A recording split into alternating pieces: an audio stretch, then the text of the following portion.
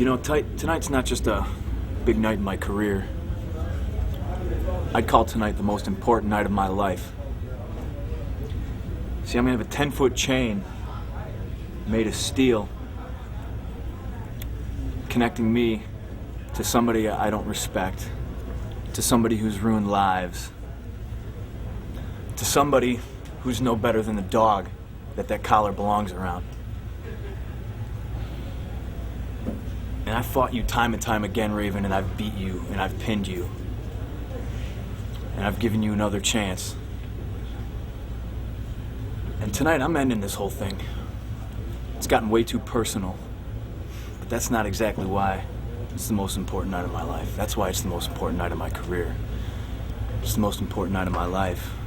Because 3 weeks ago, at WrestleRave, when I wrapped that chain around your neck, and you turned blue, and the spit started coming out of your mouth, and the spit turned to foam, and you couldn't breathe, and you saw your horrible life flash before your eyes. You see, at that moment, I had what people who've been to rehab like you call a moment of clarity. They call it a flashback. But there was a time when I was a kid, and I was sitting watching TV. My dad came home from work, and he was drunk. You know, but that was normal. But this time, he drank so much that he fell asleep, and he threw up. I watched my dad turn blue, and I watched the life fade away. But just like at WrestleRave, I tipped him over, and frankly the vomit spilled from his mouth, and it cleared his air passage, and he could breathe again. And I've regretted it ever since I did it.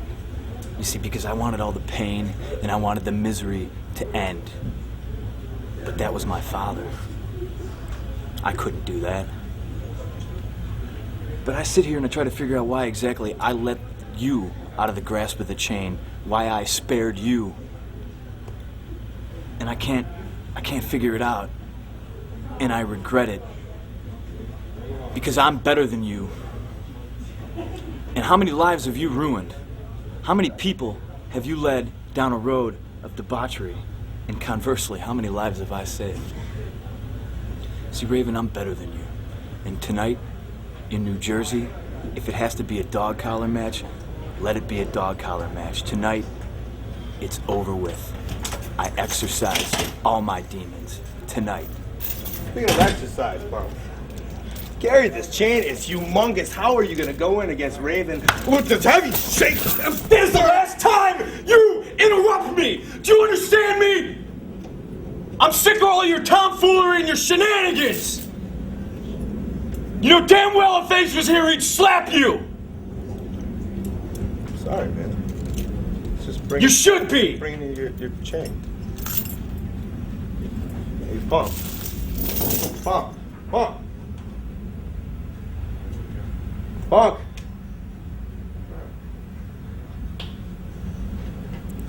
Hi, I'm Colt Cabana.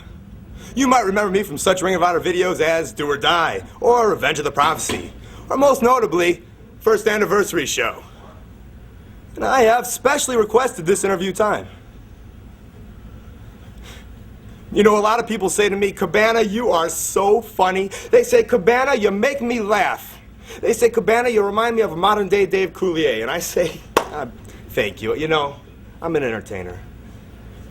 But there's a serious side to Colt Cabana. I have feelings. I have emotions. I cried during My Girl. I'll admit it. And tonight, I got a four-way survival match. BJ Whitmer, Homicide, Danny Moff, and Colt Cabana, and we're going for the #1 Contenders Trophy. I can see it now on the Cabana mantle. Can you see it? Move back. Can you see it right there on the Cabana mantle? Ooh. Right next to the 1993 Deerfield, Illinois Hopscotch Championship. I can see it. It's gonna look pretty. See, guys? CM Punk, BJ Whitmer, Homicide, Danny Moff, Samoa Joe, Rob Feinstein, Ring of Honor. If you didn't take me seriously before, you just wait till the night is over. Oh, this way? I'm sorry.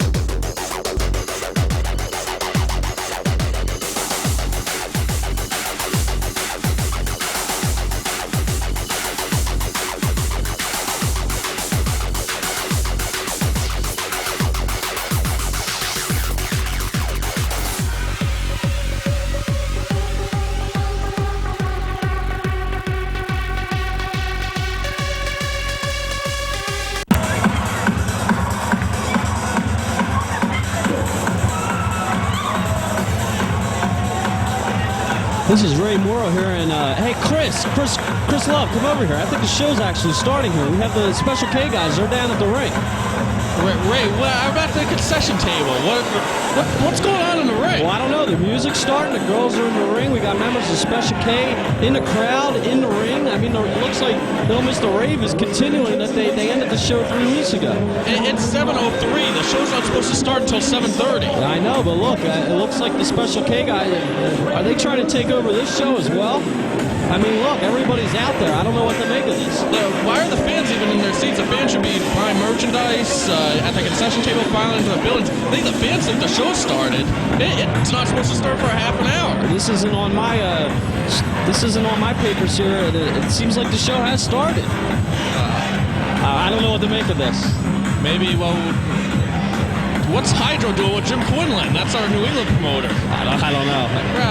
It looks like, well, we saw them do this at WrestleWave just 3 weeks ago when Special K ended the show with a rave that went on long into the night, and it looks like the party has continued right here, even though the show isn't even set to begin for another half hour or so. But, well, I'm here for the truck. I think we got some interviews that are supposed to be shown. Here we go. Hey everybody, look, it's Samoa Joe, the Ring of Honor champion. Champ, you have been an honorable champ.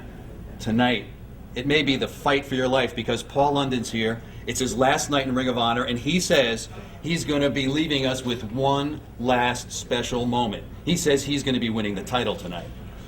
A special moment. Yeah, that's what he says. Tonight. A special moment. What's so special about it, Gary Michael Capetta? Don't you understand? It was a special moment when Danny Moff got in that ring and fought with all his heart. Moments after his dad had passed away. It was a special night when Homicide damn near killed himself trying to take that belt away from me. It was a special moment when I ended Xavier's 6-month title reign when nobody thought anyone could do it. Special moment, huh? You see, that's the problem with you and everyone else out there. They think it's a special moment for Paul. Paul London! No. This is my title reign. This is my moment. There'll be a special moment tonight. It'll be when I retain my championship. Do you understand me, Gary Michael Capetta? I hear you, Joe. I hear you, champ. And I cannot wait, and the people at home cannot wait for this You know what? title. You're right, they can't wait. Okay, Okay, champ. We can't wait, ladies and gentlemen. Later. Gary Michael Capetta, you still don't understand. Tonight, I keep my belt because I'm the Ring of Honor World Champion. Do you understand? I hear you. It's my belt. Strong words. And tonight Yeah, Joe? will be a special moment for me. I can't wait to see this match tonight. The main event's going to be super. Hey, Gary, the producer's in my earpiece. I think we found Homicide and Julie Smokes. Cool, let's go find out what happened last time behind closed doors. Come on, everybody.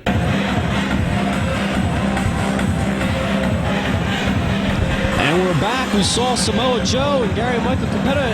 And This is when I get my pre-show dinner. The buffet's in the back right now. I don't belong in the broadcast booth.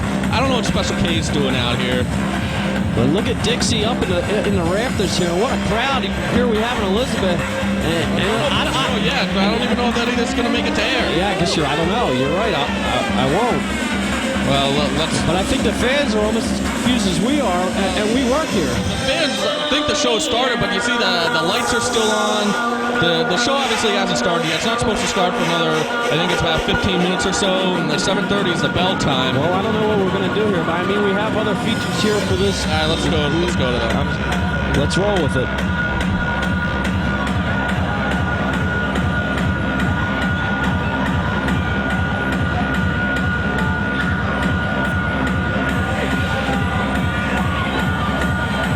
Hey, come on, cameraman. There's Homicide. Let's find out what happened. Hey, you're just the guy I wanted to talk to. Listen, the fans want to know. I want to know what happened behind closed doors with you and Low-Key and Julius. Remember at Wrestle Rave? Tell us what happened, man. Silence of the Lambs, baby. Silence of the Lambs. That's closed doors, Michael. Nah. Nobody's gonna find out about that. Well, listen, maybe, I don't mean to be reading into this, but maybe there's going to be a feud between Homicide and Low-Key. Unbelievable. What do you say, What man? kind of dumbass question is that? What do you mean? I'm doing my own thing. Low-Key's doing his own thing. Okay? It's no more of Low-Key and Homicide of anything. He's doing his own thing. I'm doing my own thing. Okay? I hear you. All right? But you always seem to have, these thugs around you, and I don't mean, no offense, guys, but listen. Unbelievable. Now we thugs. Listen, Steve Carino says that the reason he's not coming back to Ring of Honor is because of your thugs. No disrespect. It ain't nothing worse than a bitch-ass wigger. Let me tell you something, Steve Carino, yo. We come from the belly of the beast, concrete jungle, gates of hell. You scared. You ain't no but a coward. You let that coward know that, yo, on the real to real. Let him know something, done. Let him know something. Calm down. You know Steve Carino? I sure do. Do you email him? Do you talk to him in the phone? I can call him, yeah. You tell him to come to this company, a strong style match. Not no old school, not no regular lucha libre. If you talk a about strong the style dog, match. he's scared, yo. I will bring, matter of fact, He's my crew will stay in Brooklyn. Okay? Okay. You tell him that. In this company, with the honor, Homicide, Steve Carino, for the last time, a strong style match. Wow, it sounds like a challenge to me, but It is a challenge. hey, listen, one last question. What happened at Wrestle Rave and behind closed doors? Homicide, Julius, Low-Key. Come on, the people want to know. Yo, It man. ain't none of your business. We ain't that's worried about all. Chuck Norris and Bruce Lee right now. As a matter of fact, we answer those questions and whatnot later on. Definitely that. You have to worry about that. You just let Low-Key know that. We answer all questions later on. Judgment Day's coming. The Syndicate. For life. It's coming. Oh yeah, it's coming, baby. The Syndicate? Remember that, you fool ass nigga. We let Michael Jackson and beat it, yo. Ladies and gentlemen, welcome to the biggest event in Ring of Honor history. It's the first annual Death Before Dishonor, July 19th, Elizabeth, New Jersey. There's over 1,200 fans packed into the Plex here. You see Steven D'Angelo's coming out to try to start the show, and Special K has started a rave. I'm Chris Lovey, joined as always by Ray Morrow. There you see the doctor. What the hell's going on here, Ray? I don't know. I think this is a continuation of what we saw at Wrestle Rave 3 weeks ago in Philadelphia. They might have had a 3-week binge going here, and it looks like it's continuing here in Elizabeth. Well, they need to get the hell out of the ring. D'Angelos needs to start the show. You see him waving for the music to be cut. The rave just continues. We have Matt Striker against Jimmy Rave as your opening matches. Huge event here for Ring of Honor. Special K is crashing the party. First time Ring of Honor has already drawn over 1,000 people, and Special K is making a mockery of the whole thing. Look what they're doing to D'Angelos. to believe what I'm seeing here. Here comes Deranged. We know Special K. They have a scramble later on. Against the SATs in the backseat, boys, but you're right. It's supposed to be Striker against Rave right here in the opening, but it looks like we're not getting it. What a lack of respect shown by Special K. Over 1,000 fans, the biggest event ever, the first annual Death Before Dishonor, and it's starting with Special K making a mockery of everything in the ring with this Rave. Steven DeAngelis, the ring announcer, trying desperately to start the show. It's after 7:30. It's time to get things underway here. And what's going on now? They just pushed DeAngelis down. Who do these kids think they are? These bunch of spoiled rich kid ravers. They need to get out of the ring and let Matt Striker and Jimmy Raves perform. And well, looks like we have a change of music here. What's that, Chris? That's not techno, that's disco. I know these Special K kids, they weren't even born when disco was big. Well, you know, when you hear the disco music, it can only mean one thing. Yeah, you're right, and I think we're gonna get, yeah, you're right, here it is, the Christopher Street Connection. Looks like they have a VIP pass for this party, maybe. Well, it looks like the Christopher Street Connection are taking it upon themselves to crash a party, as there you see Mace, Ariel, she's pretty cute, and Buffy down the aisleway still. They're coming to the ring, maybe they can teach these rich kid ravers a lesson, get them out of the ring so we can finally start this show. You're right, it's nice to see Ariel here after getting brutalized with none of the grudges. I'm surprised she can even walk after the beating she took from the Carnage crew back in Boston. Yep, she was supposed to be at the June 28th show, but she did miss it with a neck injury as a result of that vicious attack by the Carnage crew. But we have a whole other issue in the ring. And Special K seems a little frustrated that the Christopher Streets, I think they crashed the party here, Chris. Without a doubt. And hold on, Buffy's got the mic.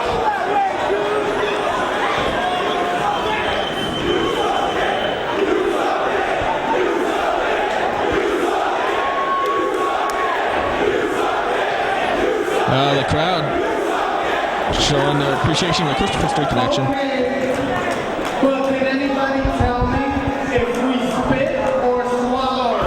Oh, I don't want the answer to that one. Next question. Well, let's just get these Special K raver kids out of the ring. Yeah, let's get this show going. This is our biggest show. But you know what? We didn't come here for an answer to that. We came here because we don't like the rave. Yeah, we don't like the rave either. Get it out of the ring. There's no place here. We're gonna put all the people here onto disco. What? What is going on at the beginning of the show? Now it's turned into a disco? Somebody's got to get all these people out of the ring so we can finally start the show. Ring of Honor is supposed to be about the best wrestling, not discos or raves. Look at Special K in the ring, and I think they've had enough of the disco, and they're laying the boots in the Christopher Street Connection right now. And the rave music is starting back up. I guess that's the death of disco right there. I guess you're right. It looks like the party's continuing here. Christopher Street Connection trying to crash a party, trying to get the show underway, and they're getting a muddle stopped in them. And the lights are out, and here we go again. Is this going to go on all night?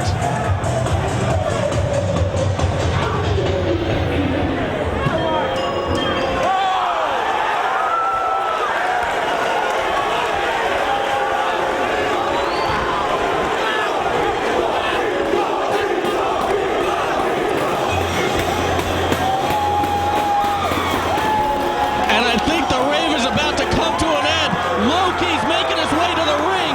He is not scheduled to wrestle here. He's still out with that shoulder injury. But I think Loki's had enough of all this raving. And I think the ultimate party crasher is going to hit the ring here in ROH. Loki, he upholds the code of honor. He's a man who represents everything that ROH represents. Respect, discipline, and honor. Loki, the first ROH champion. And look at all the kids scatter. Wow. I'd scatter too, especially after those beatings Loki has given Special K in the past. Expect the unexpected night of champions. Special K's not going to forget that anytime soon.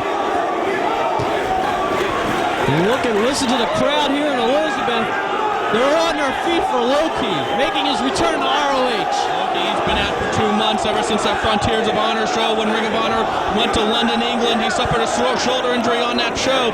We've seen him. He's had his problems with Homicide and Julius Smokes as of late. But now it looks like he wants to put an end to this rave. He's got the mic.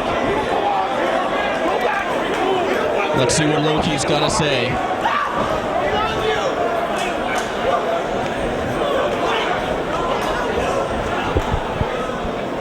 Excuse me for interrupting.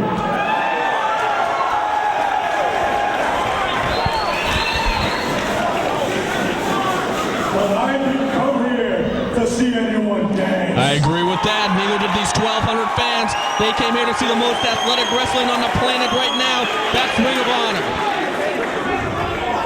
I came here to see a fight. I came here for a fight too, Ray. And that doesn't bode well for Special K right here in Elizabeth. Notice some of the members of Special K are...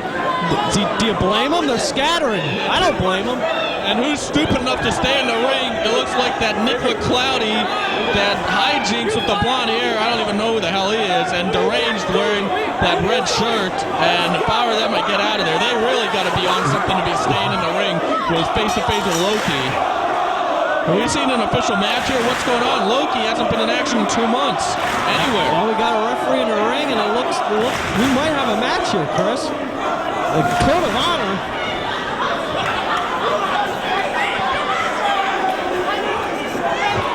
Boy, I don't know what the hell these kids are on, but they better get out of there or they're going to be suffering an ass whooping unlike anything you've ever seen. Loki obviously in the ring, obviously upset, and he obviously wants a fight. And what's Cloudy stepping up to Loki? Is he out of his mind? Can you get any of what he's on? Oh! My God, Chris Love. Cloudy is out for the count after that. And look at Hijinks laughing at him. What the hell's he laughing at? How stupid can he be? Doesn't he know he's going to get some as well? I take that back. Can you get me some of what Hijinks is on?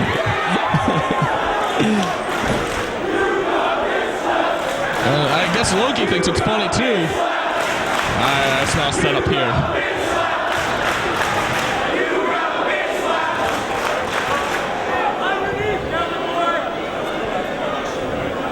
And he's got him, Chris.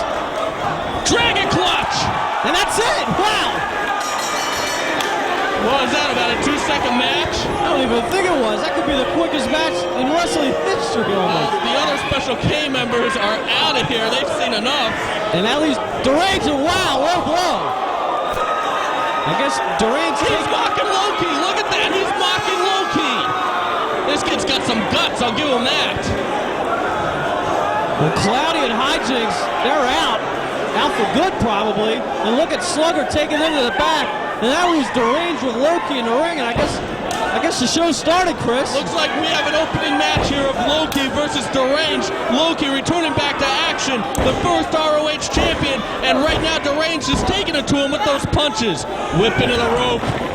Deranged ducks a kick, springboards up into a moonsault press. Loki catches him, spins him around, but Deranged catches him in an armbar. Nicely done. Beautiful move executed there by Deranged. It looks like he was following up with a lariat. And a nice Hurricane Rana. It takes Loki down. Deranged, very impressive here. Nice spin kick. And Loki's in trouble in the early going. Who would have ever thought this? And look at that. Deranged mocking Loki one more time. Goes for a cover. A quick count of 2 there. And Deranged taking advantage of Loki right here. And look at him. It looks like he's kicking him down. He might have kicked him in that shoulder as well, and now he's laying in a choke. He's got Loki at a disadvantage right here early on. Well, I'm going to give Deranged all the credit in the world. While all the other Special K members ran away or got their ass kicked, Deranged is in there in the ring right now, and he's taking it to Loki, the legend, the man who put on that legendary series of matches here in Ring of Honor. And Deranged has the upper hand, and he's going right to work on that shoulder. Sound strategy by Deranged. That is pretty sound strategy for a person who admits he's on drugs in the ring, probably. He kind of knows what he's doing, and he's wrenching it in, but Loki fighting back. Man, you know one thing about Loki, this guy's been sitting on the sidelines for 2 months. He's built up a lot of aggression, a lot of anger, and he's got to be a ticking time bomb at this point. When he explodes, I'm going to be glad I'm not Deranged. But but Deranged not giving Loki that opportunity, going back to work on the shoulder. Oh, what a kick! Wow, he caught that right in the face.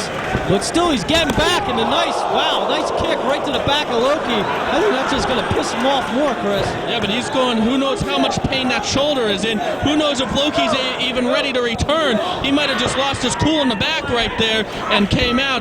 I don't know how, from what I hear, the shoulder's only 75%, and Deranged is taking advantage of that and giving Loki a very competitive match, as Loki only has that one kick in so far. Of course, Loki, he's one of the hardest hitters in the wrestling business with those brutal kicks and chops, and so far Deranged has been able to neutralize him by going to that shoulder.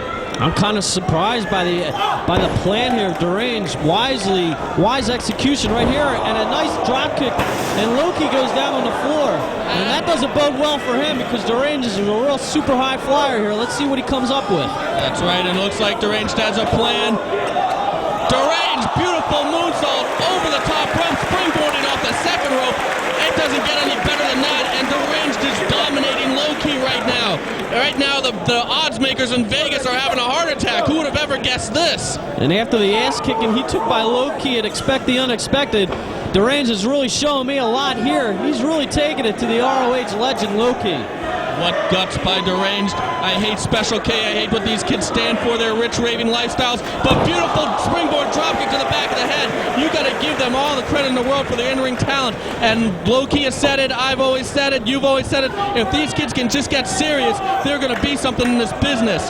As now Deranged, what's he set up for next? You know Loki's going to explode at any time, though. Loki just looking for that opportunity. Here comes Deranged, springboards in. Look at this move, but no, I think Loki's got him. Loki blocked it. Loki grabbing Deranged.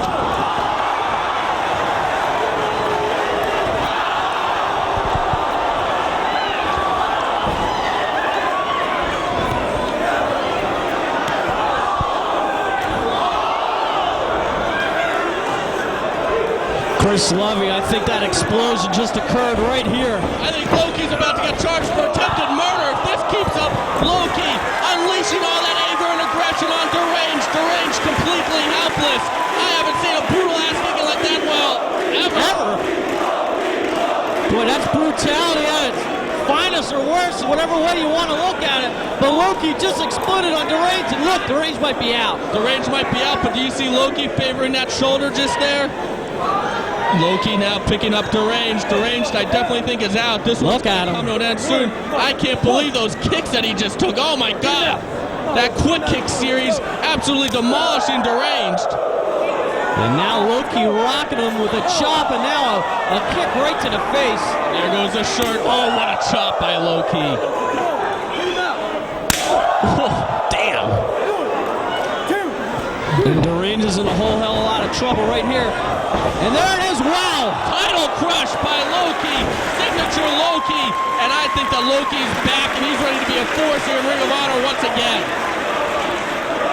And Deranged is on the ground. He's in a lot of trouble here, and what's Loki signaling for here? Uh-oh, it's Elax. When did Elax get back to Ring of Honor? I thought he was in rehab.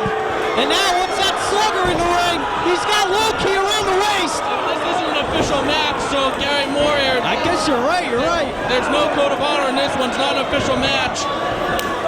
And hold on. Loki, see, I think he's in a lot of trouble. I think Slugger's just choking the life out of Loki right now, squeezing that chest, squeezing the ribs, cutting off the oxygen. And Deranged caused a lot of damage early on to Loki. So Loki's in a lot of trouble right here, Chris. But wait a second. Hold on. Why is Slugger in pain and Loki's not? Slugger let go. Oh my goodness! Slugger's in a whole lot of trouble right here. Slugger in a world of pain right now. What a way to neutralize the big man right here. And Slugger's down. Slugger's seeing colors right now. No doubt about that. Deranged moving in for the offense. But this time Loki's got him up. It could be key crusher time. And he's got Deranged up to think about it. Crush rush. Another crush rush. Spins him around into a key crusher. And he dropped him. And Deranged, he's got to be out. Oh, look at that stretch and the dragon clutch. Deranged taps immediately. Loki is the man to beat here in Ring of Honor. He is back. He is healthy.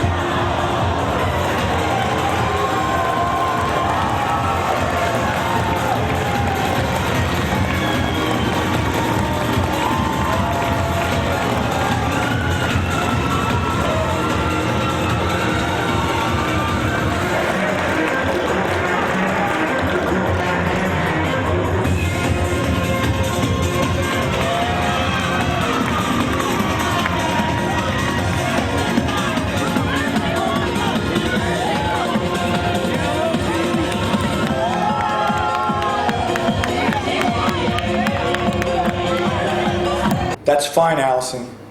No, that's fine. I understand. Yes. What?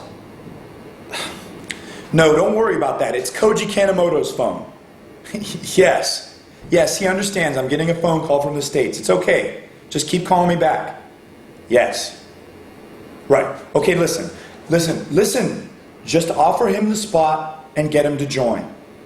That's right. Offer him the spot. Yes, that's exactly what I want. Just like I talked about before I came over here. Okay, fine. Just call me back later on. Tell me what else is going on and tell me if he accepts the offer. That's fine. Just call me back in a little bit. Okay. Okay. All right. Bye. Okay. Daijoubu desu ka? Okay? Okay. Huh. Well. Ring of Honor. It seems like the biggest night in your short history is tonight in New Jersey, as you've drawn 1,200 fans to the WrestlePlex.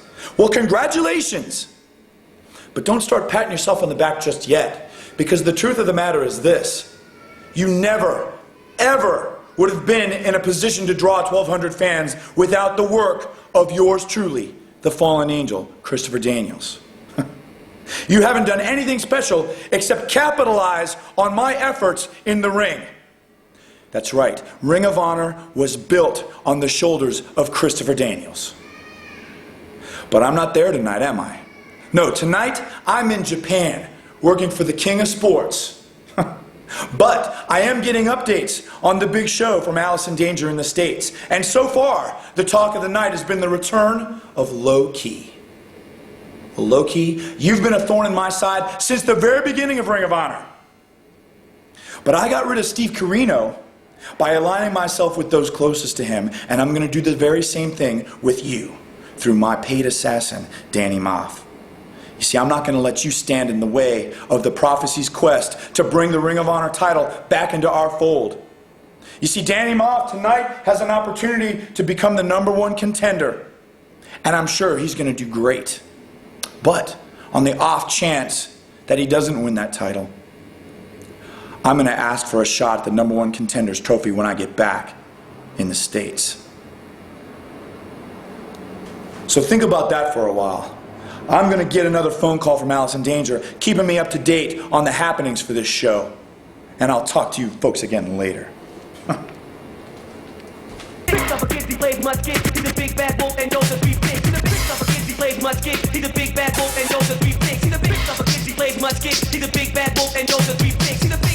In your neighborhood, not being bad, but being good. Ladies and gentlemen, you are all part of history as you are the largest ROH crowd ever. As you know, we're videotaping DVD release. Ironic commemoration, everybody get up on your feet.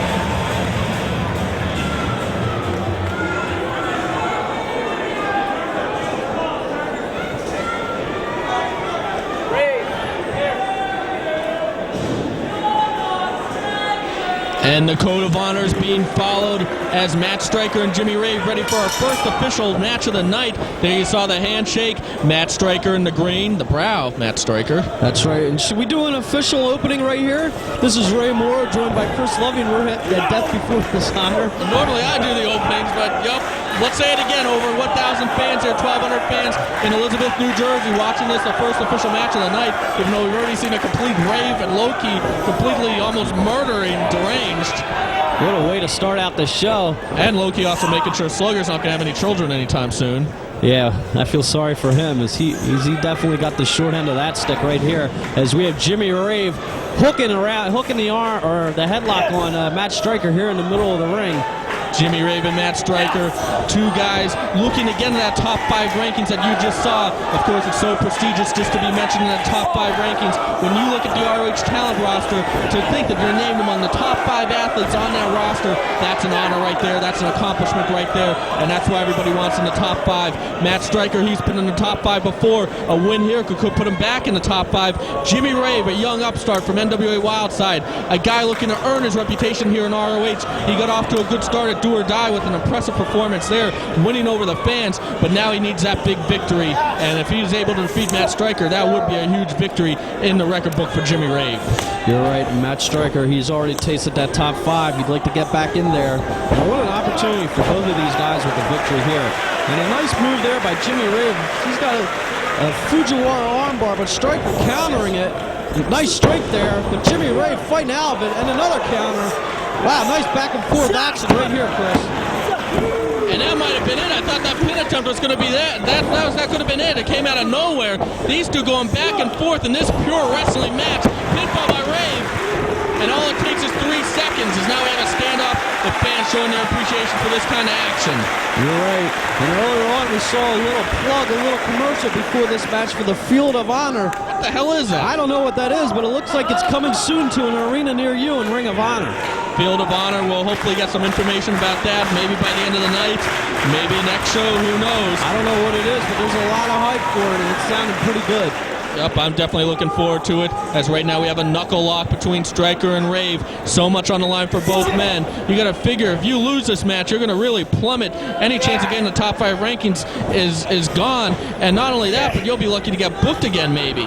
You're right, and a nice test of strength here as Striker capitalizing on that. And look at the shape that Matt Striker is in. He's one of the most well-conditioned athletes here in ROH. Well, he's a guy that came into ROH as an unknown, had that great series of pure wrestling matches against Chad Collier, starting at Revenge on the Prophecy last January, and he has slowly and steadily climbed the rankings, slowly and steadily gained acceptance from the Ring of Honor fans, and this is a guy that the rest of this year could be his year, and I'm definitely looking forward to huge things for Matt Striker in the future. I mean, he's already beaten Tom Carter. That's right, what a match that was. And now Rave going back to the arm lock again, but Striker countering. And I'll tell you what, Striker, excuse me, did you see the way he was using his legs to hook the legs of Jimmy Rave so Rave couldn't get position? It's the little things like that that really separate the truly great ones from the guys who are just trying to be pro wrestlers. You're right, and I think Striker has learned a lot in a series of matches with Chad Collier. Definitely unbelievable technical matchups they were. And Striker coming out of this with a nice lock here on Rave. But I'll tell you what, Matt Striker has really climbed that ladder this year. Exactly, he is a technical expert. If you're Jimmy Rave, you have to look out for either the Death Valley Driver or the Striker Lock. One will pin you, the other will make you submit. Both potent weapons in the arsenal of Matt Striker. If you're Matt Striker, you got to watch out for that cross-arm breaker by Jimmy Rave. He's made many a men tap with that. Jimmy Rave definitely as young and hungry as they come, a star in the making, but he's got to get those wins in order to live up to that potential that he has, and of course that's why he needs a win against Matt Striker right now, and that win could lead to future bookings and more. That's another reason why guys want to be in the top 5 so much. If you're in the top 5, you know you're going to get booked on the next show. You're right. And I'll tell you what, it's really good to see Jimmy Rave back. And after lasting more than a half hour, Christopher Daniels, CM Punk, and the future Frankie Kazarian, Jimmy Rave, this showed me a lot. I'm glad he's a part of this show. He's definitely earned his spot here as backbreaker, innovative backbreaker of Matt Striker, taking Striker up, back suplex with a bridge. Only a 2 count. Paul Turner right on top of the action. Nice follow-up suplex there by Rave, and now Rave firing in a nice chop to the chest of Matt Striker. and he's got him here, whips him in the ropes. Duck clothesline by Striker and a big boot right to the face of Jimmy Rave. That could loosen up a few teeth or two, Chris. I'm sorry. Yeah, Matt Striker getting fired up right now. He's going to work on that leg. But wow, nice reversal by Jimmy Rave, getting out of the hold, using leverage, using a defensive move and turning it into an offensive move as he now has that rear chin lock, that choke on Matt Striker.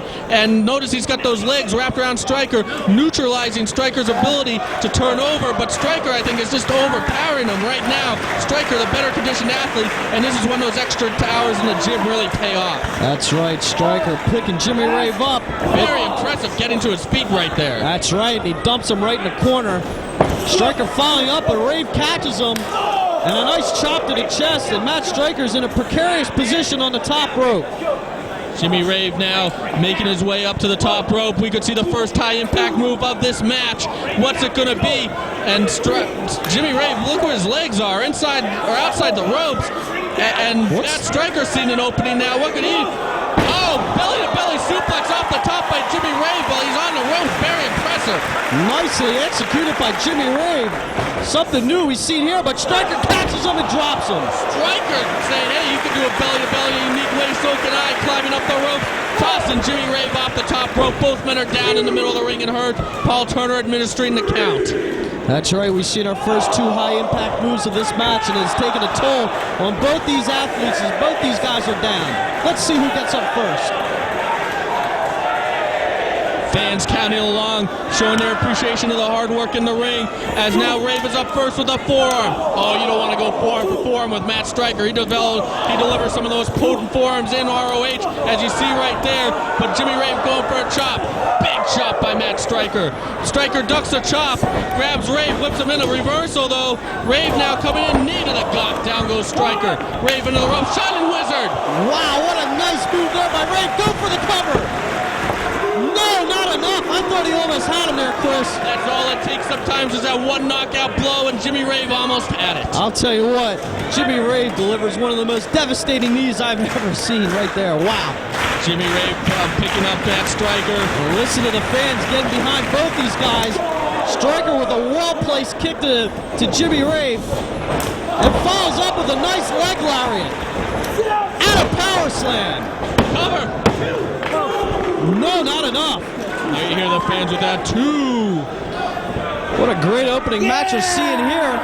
And Matt Striker. I think he's signaling that's the end. Going for the brow, I guess. Using the power of the brow to scoop Jimmy Rave up. No, I thought maybe the Death Valley driver was coming. As now Rave whips him in a reversal. Rave comes, maybe a sleeper hold attempt. Striker trying to block it. Oh, down into a jawbreaker. Wow, drops him right down on his chin. And that's got to be pretty painful as Jimmy Rave is staggered. He looks like he's hurt. And Striker's got to capitalize on this. Jimmy Rave using that junior heavyweight ability of his. As you see, this is a faster paced match than we normally see out of Matt Striker. Maybe playing more into Jimmy Rave's game. Jimmy Rave now satellite head touches into that crossarm breaker. There it is. And will Matt Striker tap? This could be the move that makes Striker tap. Notice how Jimmy Rave has his hands over the nostrils and mouth of Striker. He's not only ripping at that shoulder and elbow, but he's also cutting off the oxygen supply. Matt Striker desperately trying to make the ropes, and he does. Striker wisely getting to the ropes, so that could have been it. And Jimmy Rave following up right here. What's he going for? He tried to take Striker down, but Striker got him up. Death Valley driver. Cover. And that's it. Striker wins. Very impressive effort by both men. Big victory by Matt Striker. This might push him back up into the top 5 rankings. But you know what's most important, Ray? What's that? We just saw the future of ROH, and the future is now.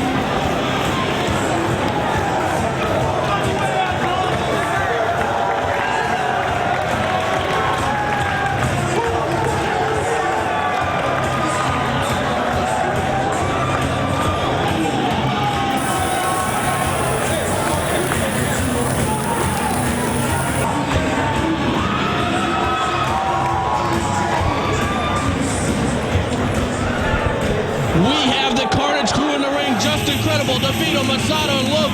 They're waiting for the Texas Wrestling Academy. And it looks like they're not waiting too long as here comes Rudy Boy Gonzalez leading his students. And the weapons match is underway. No code of honor. All weapons legal. Here you see, there's too many bodies. What's going on here, Ray? And we have the Carnage crew against Rudy Boy Gonzalez, Fast Eddie, Don Juan, and Hot Stuff Fernandez. And hell is breaking loose here in the Rexplex. A lot of hatred between these two teams. First anniversary show, the Carnage crew just battering Rudy Boy and his students for no reason with hubcaps, and then it exploded in Pittsburgh. Retribution round robin challenge 2, just a brutal bloodbath. And now finally we get the rematch as DeVito whipping Fast Eddie to the ropes. Hot Stuff wrestling whipping DeVito into the ropes. Too much action to call here. And after the action we saw at Pittsburgh last time, I can't believe that we signed a rematch here because that match was truly unbelievable. I can still smell the blood from that match. I know, and what the hell are these guys going to come up with tonight? They're looking to settle a feud right here.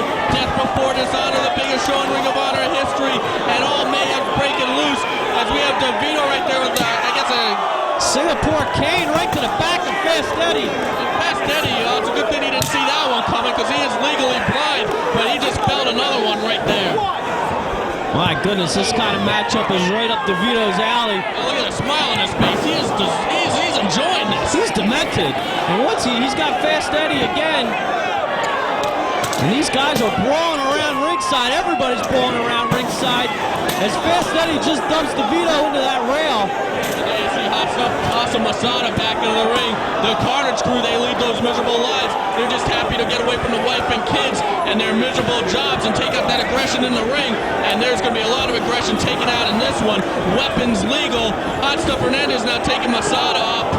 And Hot Stuff Fernandez, what a huge, impressive individual this guy is. And Masada's in a precarious position here as the big man, Fast Eddie, are going to the top rope. Don Juan holding a couple of chairs. Oh, a little mistimed, but effective nonetheless. What a car crash we just saw here in Elizabeth. I think you just hit the nail on the head, Ray. What we just saw was a complete car wreck, and it's going to get worse. And look at Loeb taking it right to Hot Stuff Fernandez. Loeb doesn't give a crap how big Hot Stuff Fernandez is. He just shot in a forearm right to his head. And now Rudy Boy on the outside with DeVito. Rudy Boy trying to teach DeVito a lesson. Rudy Boy Gonzalez a fixture here in ROH. It's the very first show. And he just brings Spanky, Paul London, Fast Eddie, Hot Stuff Fernandez. He brings up one winner after another. No doubt about that. What a great trainer he is. As Just Incredible now unleashing a barrage of chops on Don Juan in the corner. Just Incredible, the newest member of the Carnage crew, joining just June 14th in Boston. And the Carnage crew, they got a little issue going on with Special K right now, but they want to settle things with the Texas Wrestling Academy right here in New Jersey in front of 1,200 fans. And it looks like the Carnage crew has the advantage here. It's Just Incredible laying it in on Don Juan right here, and he's put him up on the top rope and delivers a powerbomb, nicely executed. But only a 1 count as the mayhem is ensuing all throughout ringside here in Elizabeth. I'm glad I'm not Brett Hansen in this one. What a tough match to have to call. Actually, it's easy. You just got to stay away from everything and just make a 3 count at the end. I take that back. I guess you don't have to enforce any rules in this one. That's Fast Eddie now taking it to Masada, but DeVito cutting off Fast Eddie. And you want to talk about two guys with a world of potential. You're talking about Fast Eddie and Masada. Both these guys want to put it all on the line. They proved that at Retribution Round Robin Challenge 2. As right now, DeVito draping Don Juan on the top. We have Rudy Boy and Just Incredible on the outside. Just Incredible up over the guardrail and into the crowd. Now it looks like Rudy Boy is going to follow Just Incredible into the crowd as they're brawling through the massive people here in Elizabeth. Well, what we're seeing right here is when hatred explodes. Sometimes it's not about winning and losing. Sometimes it's not about who the better athlete is. Sometimes tempers get to the point that things have to be settled in a fight. And that's what we're seeing right here as Rudy Boy Gonzalez battering Just Incredible all over the Rexplex. As this battle is going throughout the building here. And look at Fast Eddie off the top rope. Nicely done. Fast Eddie can fly with the best of them. He might not be able to see where he's going to land, but this guy is just completely fearless. He doesn't care. As the actions go throughout the Rexplex, and now Don Juan on the top rope, and he meets Masada with a high-flying body press to the floor. These athletes are putting it all on the line in this one, and they're doing it out of pure hatred. As now we see chairs coming into the ring. As now the weapons aspect of this match is being involved. And Masada's in the ring. Swing the chair and this. He just might have saved his life right there. And a big German suplex right over that chair. Is that a ladder I see? Now, you're right, a ladder's in the ring. And this match has been broken down, but it's broke now. Saito suplex into the fence on the floor. What brutality here. It wasn't into the fence, it was through the fence. It was delivered with so much force. And what's Fast Eddie doing? What is this kid doing? He is absolutely insane. He is a daredevil. Oh, Masada pushes him down, and Fast Eddie's in a bad spot right now. What's Masada going to deliver? This big, impressive rookie. He's got all the potential in the world, and oh! My God, through the chair! I'm not even going to attempt to call what we just saw. Let's just get some people down the ringside to see if Fast Eddie's okay. I agree with the fans here. And now Luke with the fence on the outside. And Rudy Boy has Justin in the ring. And into the ladder goes Rudy Boy. Rudy Boy tasting the ladder. Masada going up. And Masada to the top rope. Moves up and lands on his feet. He saw that Fast Eddie moved. And he covered it up with a double drop kick right there. And Justin grabbed around. Did you see his neck whip back? That ladder did not budge. It's got stuck on that turnbuckle pad, that straight turnbuckle pad. Just incredible. Just took a hellacious blow right there. And Rudy Boy has DeVito as he takes the ladder as well as he just got suplexed into it. Boy, after what we saw at Pittsburgh, I didn't think it could get any more violent, but boy, was I wrong. Oh, Don Juan just grabbed with that chair by Luke. These guys are insane. Damn it, does he owe him money? That was the stiffest thing I might have ever seen. And Luke following up with a neck breaker through the chair. And he goes for a cover, but not enough. But I can't believe the brutality, Chris. I can believe the brutality, Ray. I gotta contradict you right there because these guys just hate each other. We saw the blood flow everywhere in Pittsburgh, and now they're just trying to settle it once and for all. Right here, and oh, DeVito's doing that on the ladder right to the head of Hot Stuff Hernandez. And DeVito with that ladder, and Don Juan and Masada DDT through the chair from the second rope. And DeVito hits Fast Eddie with that ladder. And drops it on Hernandez. DeVito's going wild here in the Rexplex. Don Juan with the cover, but no, not enough. I think you called this thing 100% right about 5 minutes ago when you said it was a car wreck. That's what we're seeing right here. DeVito now with the Northern Lights into the corner on Don Juan. Oh, there's a ladder to the back of Hot Stuff Hernandez. Damn. My God.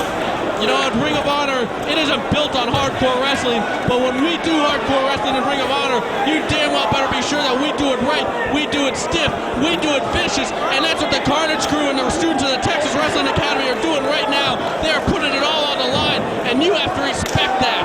As Fast Eddie putting his career in jeopardy by climbing up to the top, what could this crazy kid possibly be thinking of doing? What the hell is he doing? He can't even, he's not even legally, he's blind. He can't even drive. And what's Don Juan on the far end? He's giving Masada on the apron. What the hell was that? A neck breaker to the floor. Through two chairs. And on Fast Eddie, and I believe that's Luke up on the ladder. No. He's not. Big superplex off the ladder. Excuse me, there's DeVito up there. Superplexing Fast Eddie off the ladder.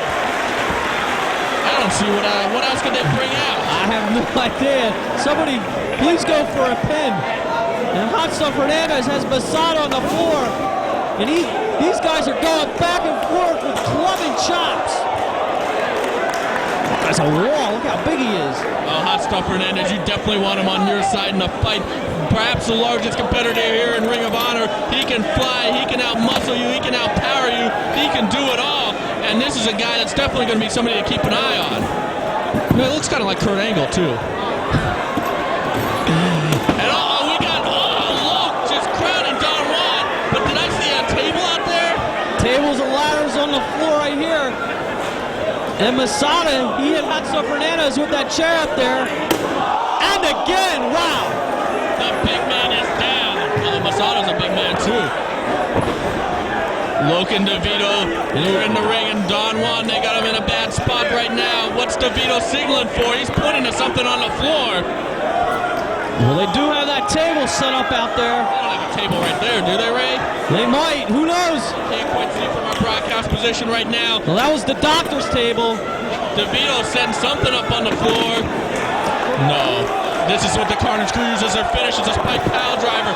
No, no, no! Someone stop this now!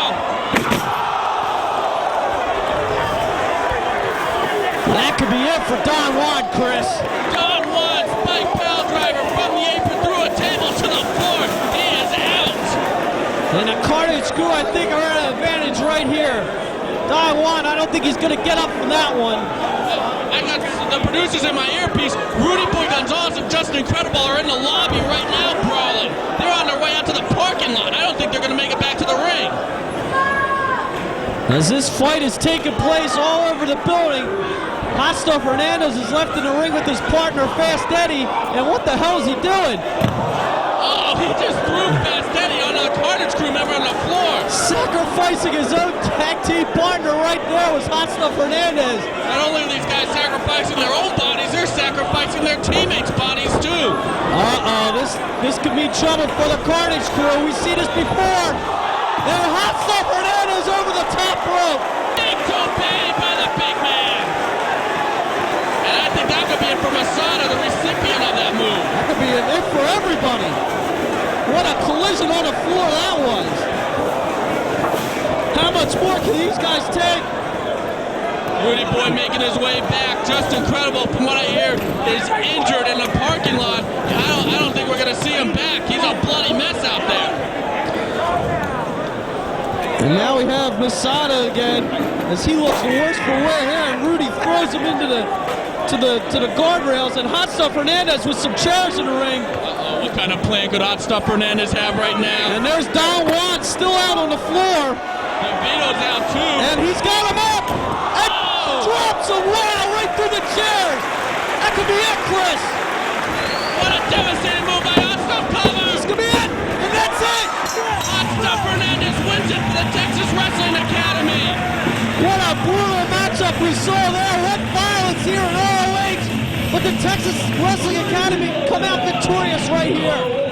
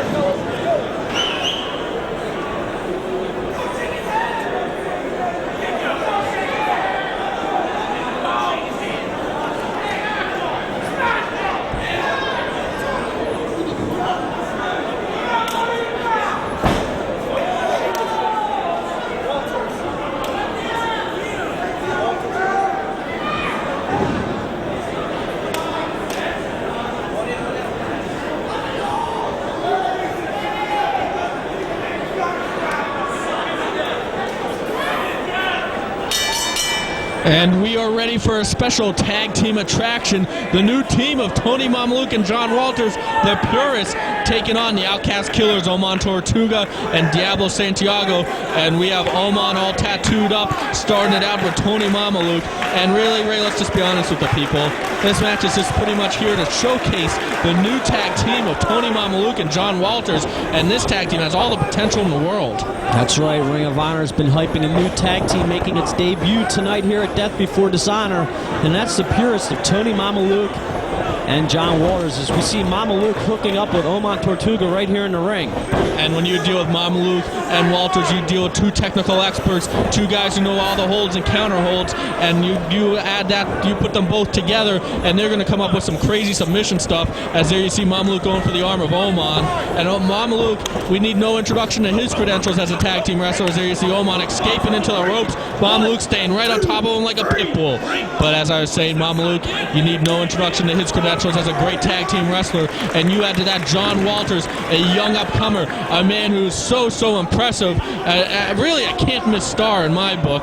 I mean, you saw that on June 14th at Night of Grudges, and you add that to the veteran leadership of Tony Mamaluke, and we have a tag team that's definitely capable of going all the way to the tag team gold here in ROH. You're exactly right. This is a well-hyped team that I said, and I've been looking forward to this match as well, but maybe we shouldn't take too much away from the Outcast Killers. I mean, these are guys that have had a few matches here in ROH so far in 2003, and they want to be a part of ROH. They have the hunger, and we've seen some flashes of good wrestling from these guys here, as they are a part of the ring crew as well, but I think they just want a shot here, Chris. Oman and Diablo, they are paying their dues, no doubt about that, breaking down the ring, setting it up, doing everything that's asked for by the promotion, and as a result, Ring of Honor giving them a shot right here.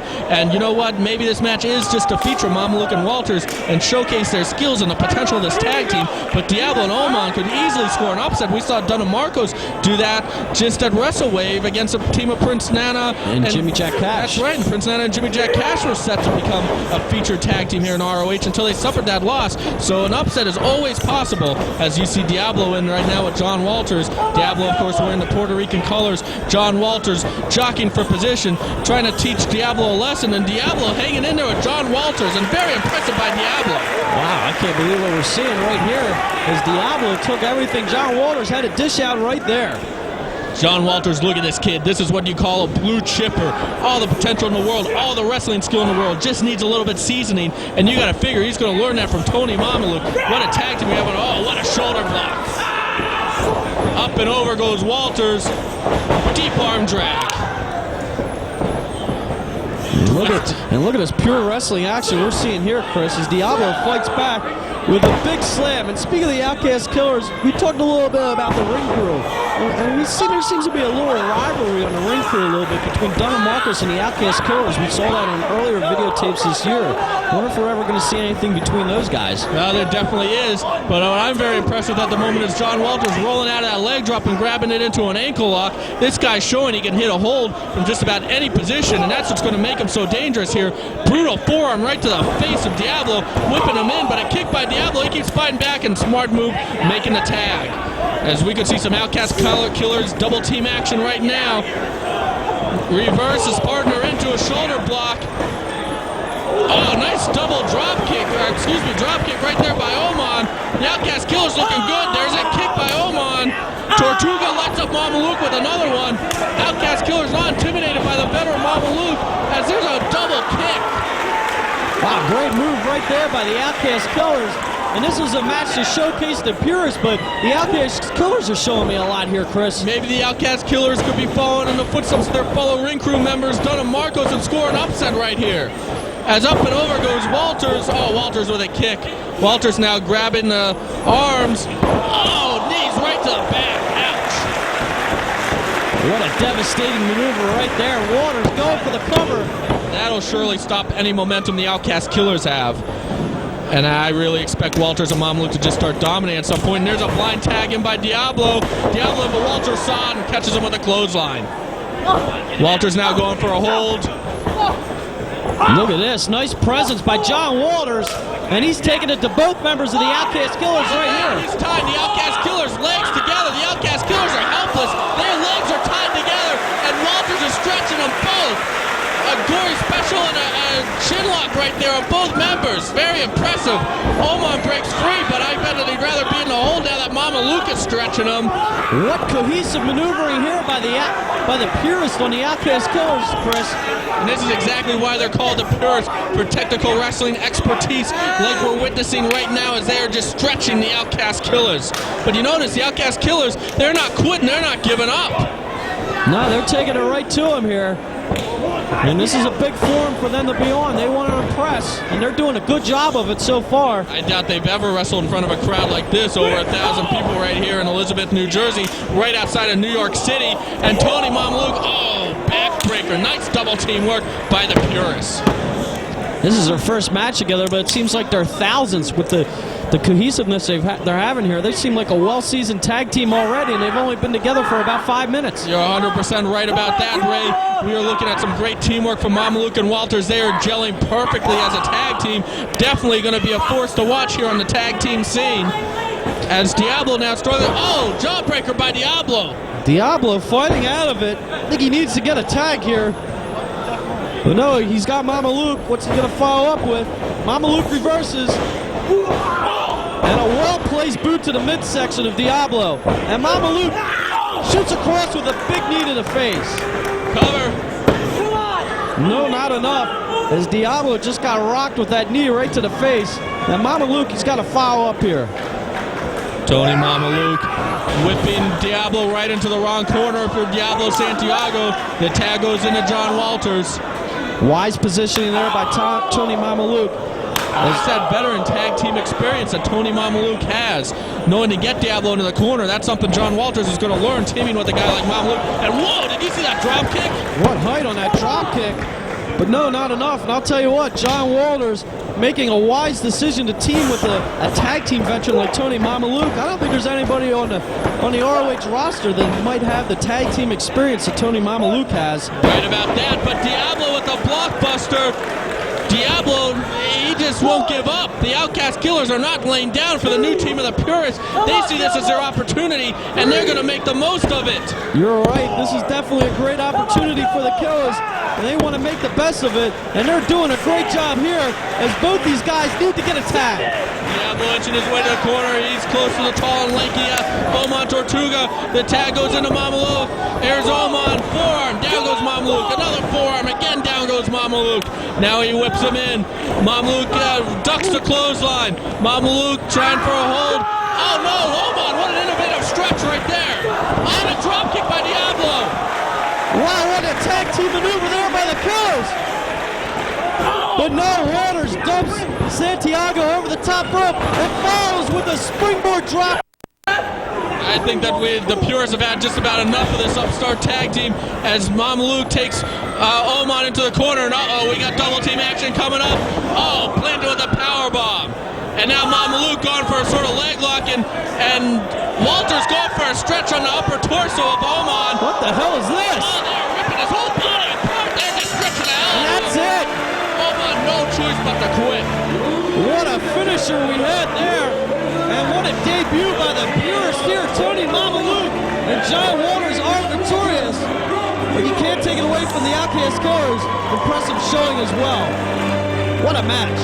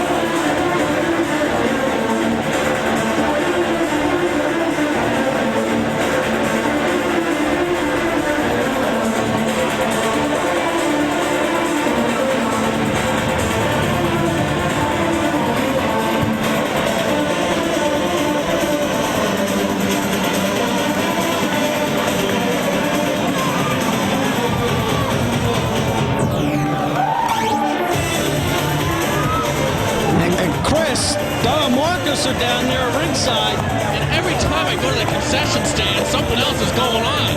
What are Don Marcos doing out here? As we mentioned earlier, they're part of the ring crew as well as the Outcast Killers. Don and Marcos, the Ring Crew Express, they just scored their first victory 3 weeks ago, upsetting the team of Prince Nana and Jimmy Jack Cash, and it looks like they're laughing.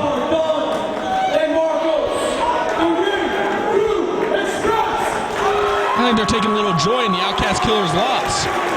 Tonight, Outcast Killers, you proved once again that you can never be what we are.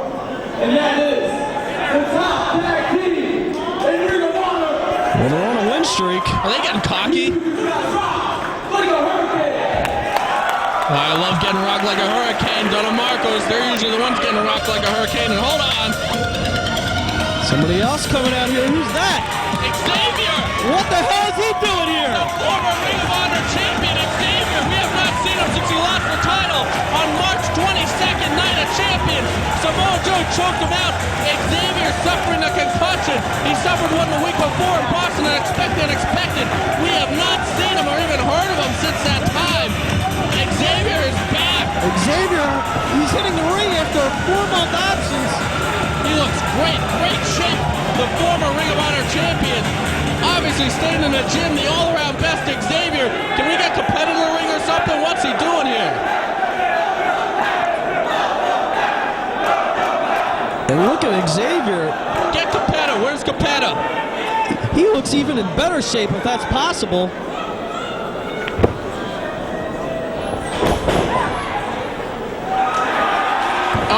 Don Marcos hitting their pose right in the former champ's face. And Xavier just rocked them like a hurricane with a double clothesline. And that's the kind of tactics you'll see out of the Prophecy. Of course, Xavier, a member of the Prophecy, and he's got Don hooked right now. I'm glad I'm not done. Cobra clutch suplex on Don. He dropped him right on top of his head. And this isn't going to bode well for Marcos. It looks like a kiss your ex goodbye. We haven't seen this in a while. He ended on some knees. We've never seen him do it like that before. Kneeing the head of Marcos before dropping him in the kiss your ex goodbye. Where's Capetta? What is Xavier doing here? Someone's got to get some answers.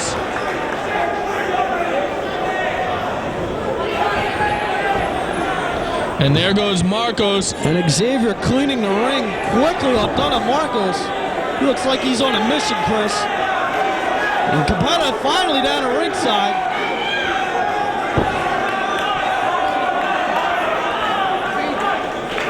Now all he needs is a mic that works and we're all set. Hey, Uriel, turn the mic on. Xavier, whoa. Good job. What the heck are you doing back in Ring of Honor? That's what everybody here wants to know. What are you doing now? Well, Capetta getting right to the point.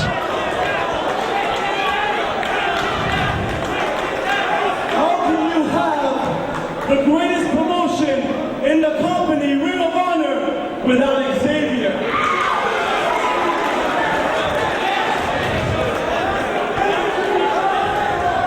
Well, I still don't know why he's back. How can you have a Field of Honor tournament with 8 of the best wrestlers without the all-around best, Xavier? Field of Honor is a tournament? 8 wrestlers. How does he know this?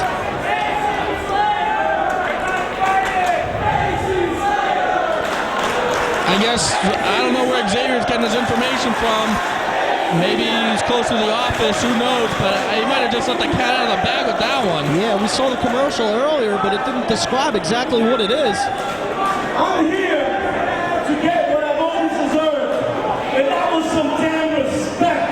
And if I have to go through 7 others, I will. 7 others. Xavier, I thought it's... If they want to wrestle, I'll wrestle them. Doesn't matter if they want to fly, I'll fly them. Doesn't matter if they want to do submission, I'll make them tap. It doesn't matter because you see, I am the all-around best, all in one, and that is an Xavier. So Ring of Honor, let it be known that Xavier is back and better than ever. Wow, this Field of Honor is going to be something huge when the former Ring of Honor champion returns and he wants in. We have a tournament, 8 guys. More information hopefully coming soon. Wow, what a bombshell, Chris.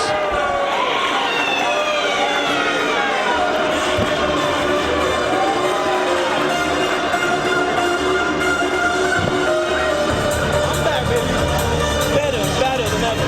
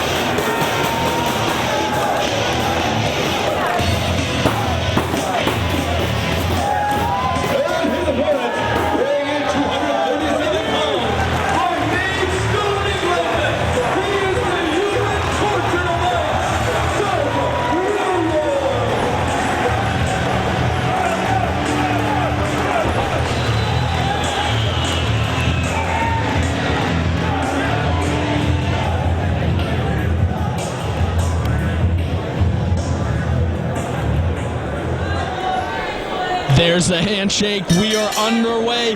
Pure Wrestling Clinic on our hands. Doug Williams versus Tom Carter. Doug Williams in the black, Carter in the white, blue, and black.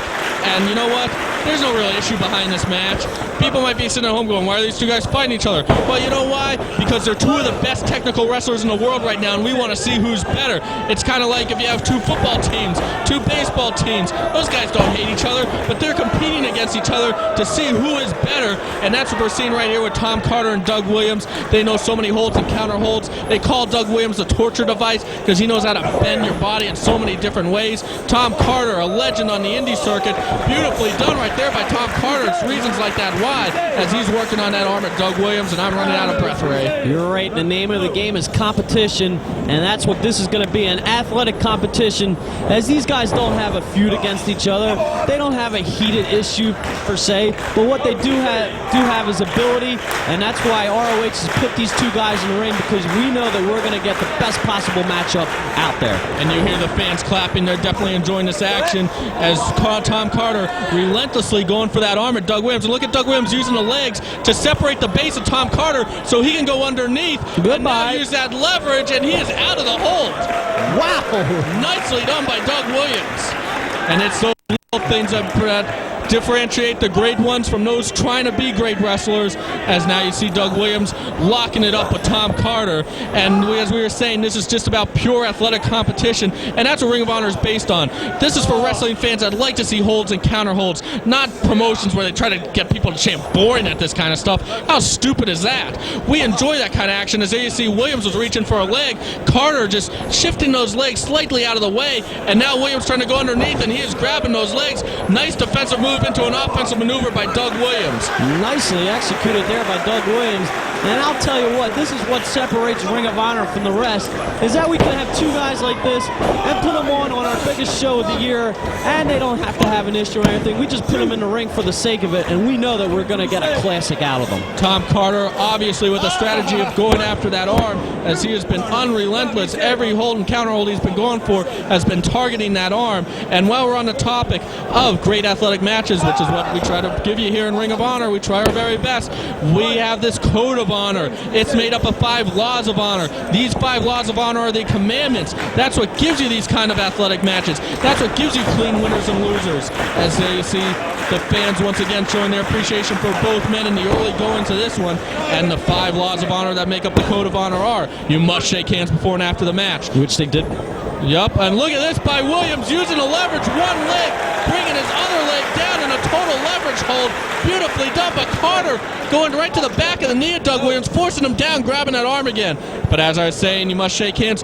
Don't let yourself get disqualified. We want tap-out submissions and KOs or pinfalls to end the matches here. No, don't let anyone interfere in your match. Don't interfere in anyone else's your match. We want clean winners and losers. Same goes with ref bumps. Don't let the referee get harmed in your match. And finally, no sneak attacks. As there you see Doug Williams going to the outside. And Williams and Carter, they uphold that code of honor. Carter, a little iffy sometimes. He does have that attitude. He thinks he's a big superstar for everything he's accomplished on the Indies. Definitely a veteran. Definitely one of the standouts on the Indies. Definitely one of the men who made the Indies what they are today. As there you see Williams, though, getting a little aggressive right now.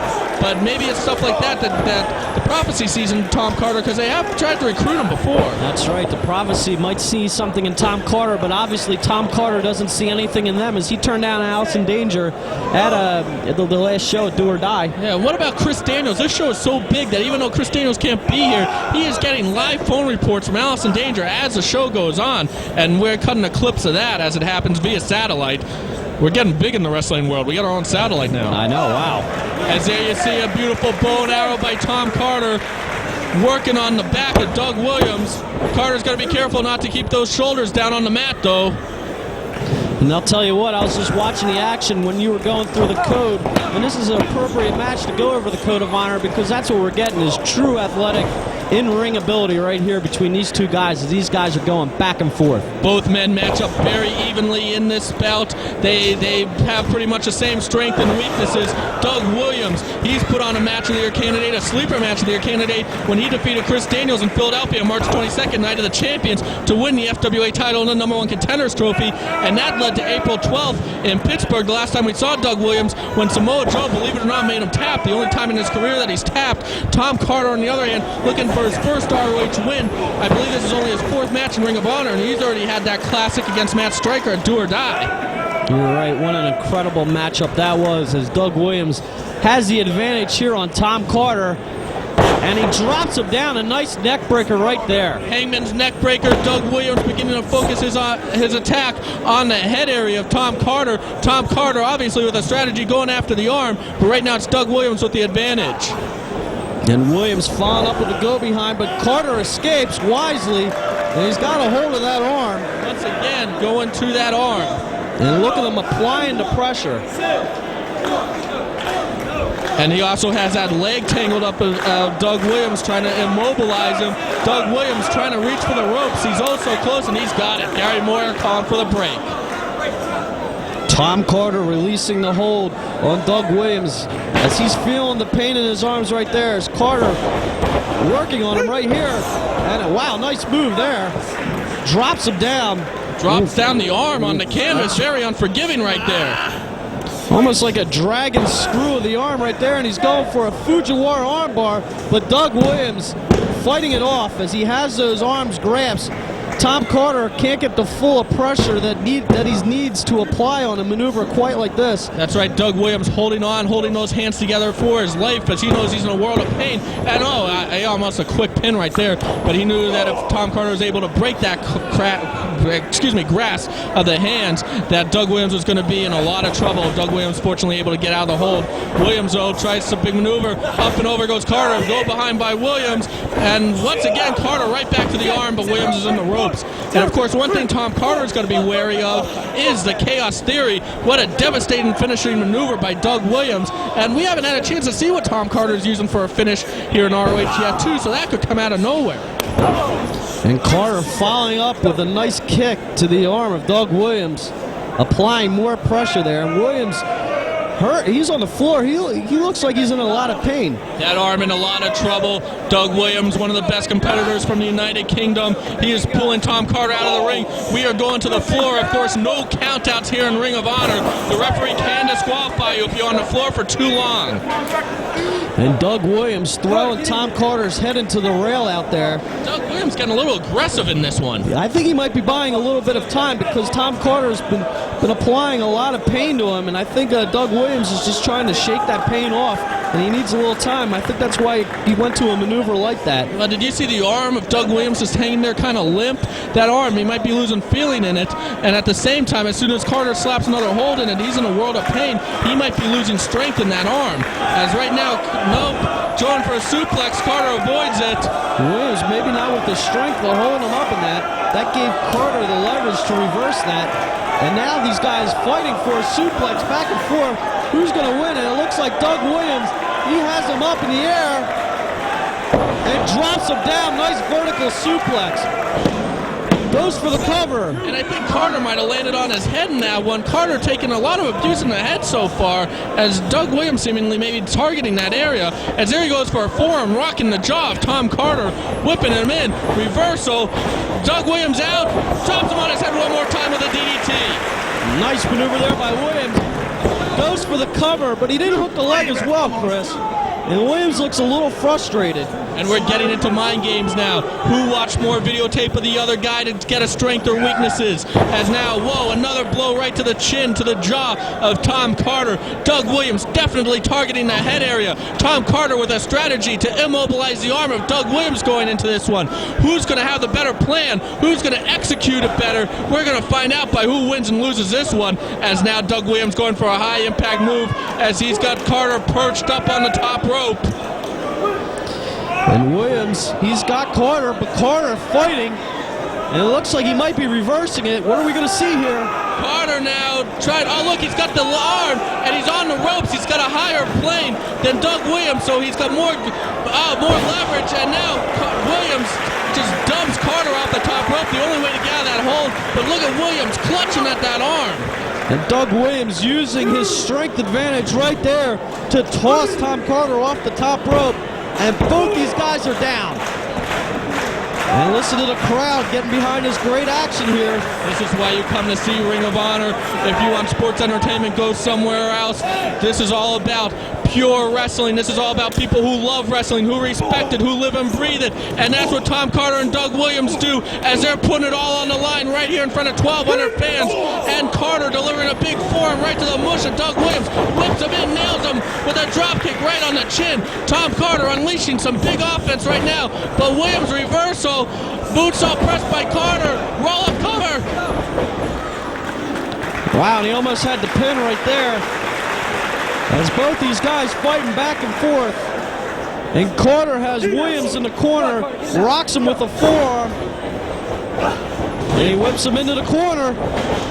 And a big knee by Williams. We've seen Williams do this many times, that 3-knee combo. There is a second one. He's going to go up top for the third big one. Doug Williams, one of the larger competitors here in ROH. Lots of impact behind all those blows, including that big knee once again to the face and jaw of Tom Carter. And Carter's taken a lot of punishment there so far. But no, Williams hooks the leg on this one, but he still didn't get a 3 count.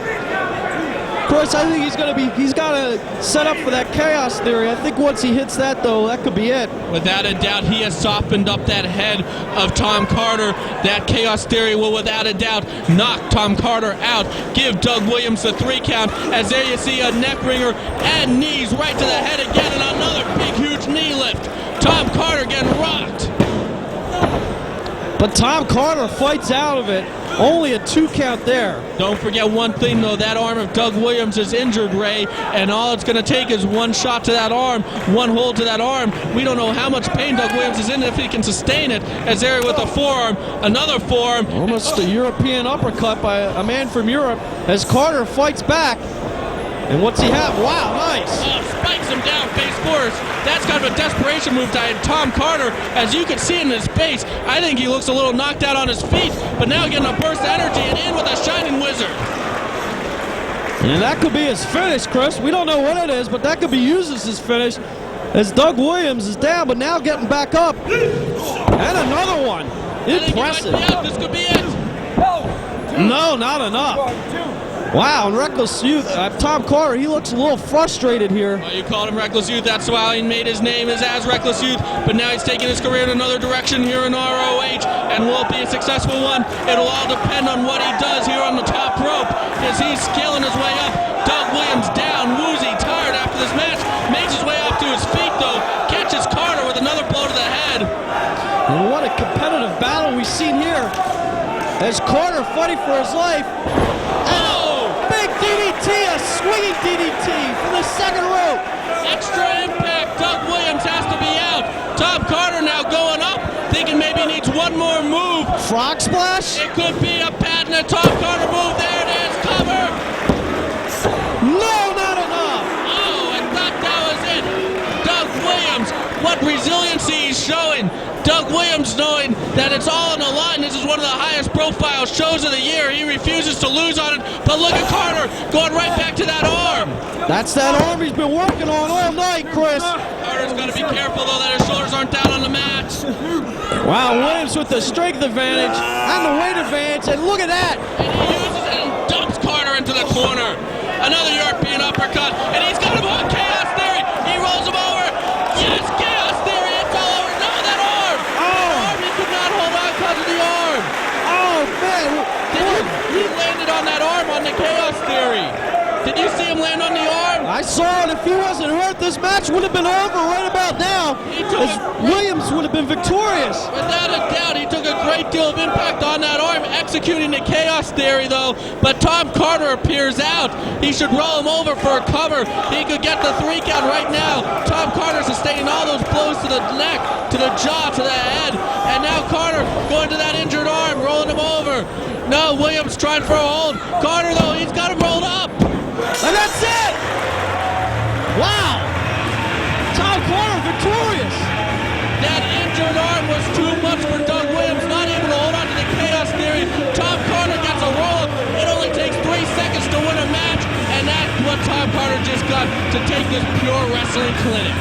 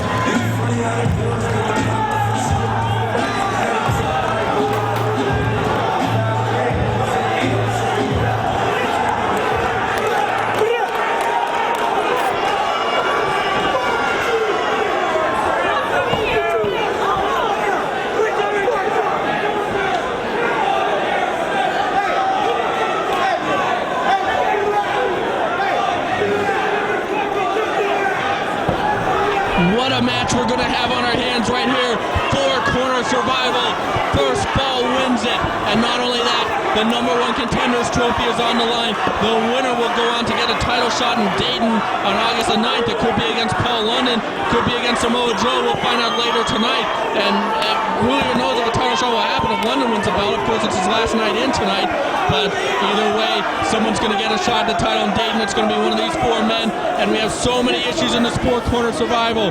You have Dan Moff with the Prophecy, Colt Cabana against the Second City Saints. Of course, there's a big issue beginning to develop there. So you got the Saints against the Prophecy.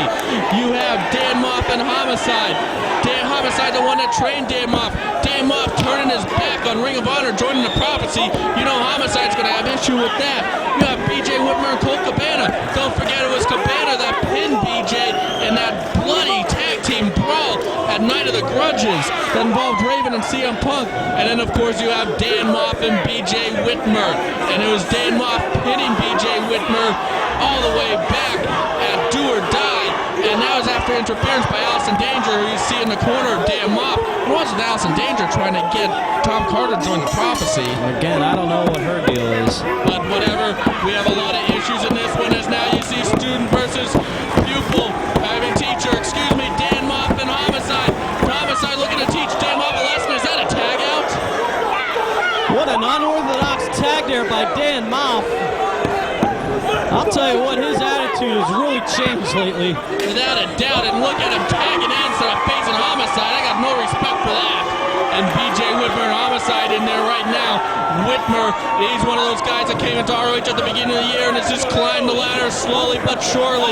Now one of the high-impact players here in Ring of Honor, and he's face-to-face with Homicide. And Julius Smokes, of course, in the corner of Homicide. And what were Julius Smokes talking about earlier with Capetta about the Syndicate? I have no idea what he's talking about as well. And this is just a match of issues, Chris Love. There's so much on the line here, not just for the #1 contenders trophy, but just for pride. There's so much going on here in this match and in Ring of Honor. Well, that's why the one fall is so important. Everyone wants it. That's what gets you the money. That's what gets you up the rankings. And in this one, that's what will get you a chance at becoming the world champion here in ROH. As Homicide with a headlock, Whitmer rolls through, though. I still want to know what that whole Syndicate's about. I guess we'll find answers to that in the future. As there's a nice arm drag. Another one by Homicide, returning the favor. Whitmer now caught in the head scissors. Down goes BJ Whitmer. And in comes Homicide trying for a monkey flip. Whitmer pushes him off. Whitmer comes in. No, caught with another arm drag. And there's another one. And speaking of the Syndicate, I want to know what's going on. I want to be like Gary Michael Capetta. I want to know what happened in the locker room with Homicide and all those guys. And I can't believe Homicide's walking after the last show with that match with Trent Acid. My God, Chris. As you see Julius Smoke urging his man Homicide on, and you're talking about that Trent Acid match. What a legendary match. That was a Wrestle Wave. Oh my God, I can't believe Homicide's even walking for this one.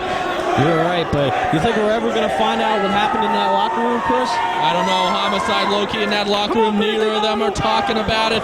It all happened at the last show.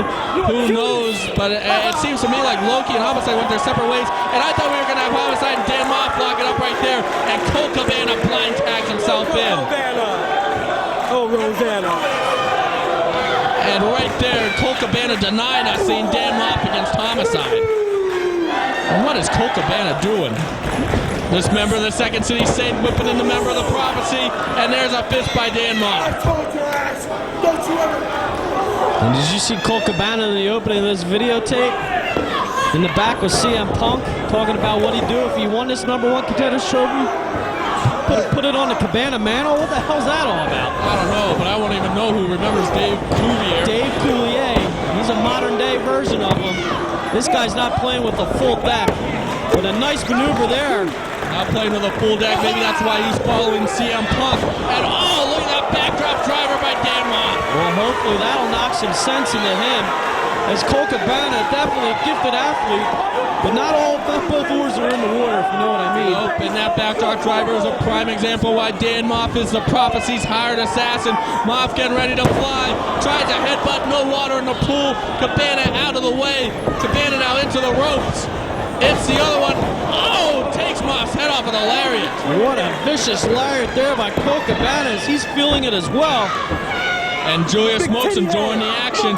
And you want to talk about that pure wrestling match we just saw about with Williams and Carter being what ROH is all about. Ring of Honor is also about action like these 4 ways, this 4-corner survival as Moff delivers a headbutt to Cabana. You're not going to see action like this anywhere else with athletic moves, innovation like we see right here in this 4-corner survival. And Moff has had enough, and I guess that's a tag again. Whitmer's got to be pretty fired up at Dan Moff after taking this abuse from just getting tagged in. And now we have Whitmer and Cabana in the ring. There's an issue between these guys as well. All roads lead to Dayton. The winner of this one gets a title shot in just a few short weeks. Will we be seeing the next ROH World Champion competing in this match right here, right now? I guess we'll find out in the future as Colt Cabana unlocking in that headlock. I think Homicide blind tag in. Whitmer doesn't know about it. Oh, but he blocks Homicide's attempted forearm and leveling Homicide with a couple of forearms of his own. And that's a guy I wouldn't want to trade forms with. That's B.J. Whitmer, as he's one of the hardest hitting members of the ROH locker room. And he's sent out to the floor right now. And Tope on Hilo by Homicide, and he soars over B.J. Whitmer. Homicide can take that kind of abuse we saw in the Trent Action fight without honor at WrestleRave, but that was something else, soaring over B.J. Whitmer. What an incredible maneuver there by Homicide, as he's got to get Whitmer in the ring right now.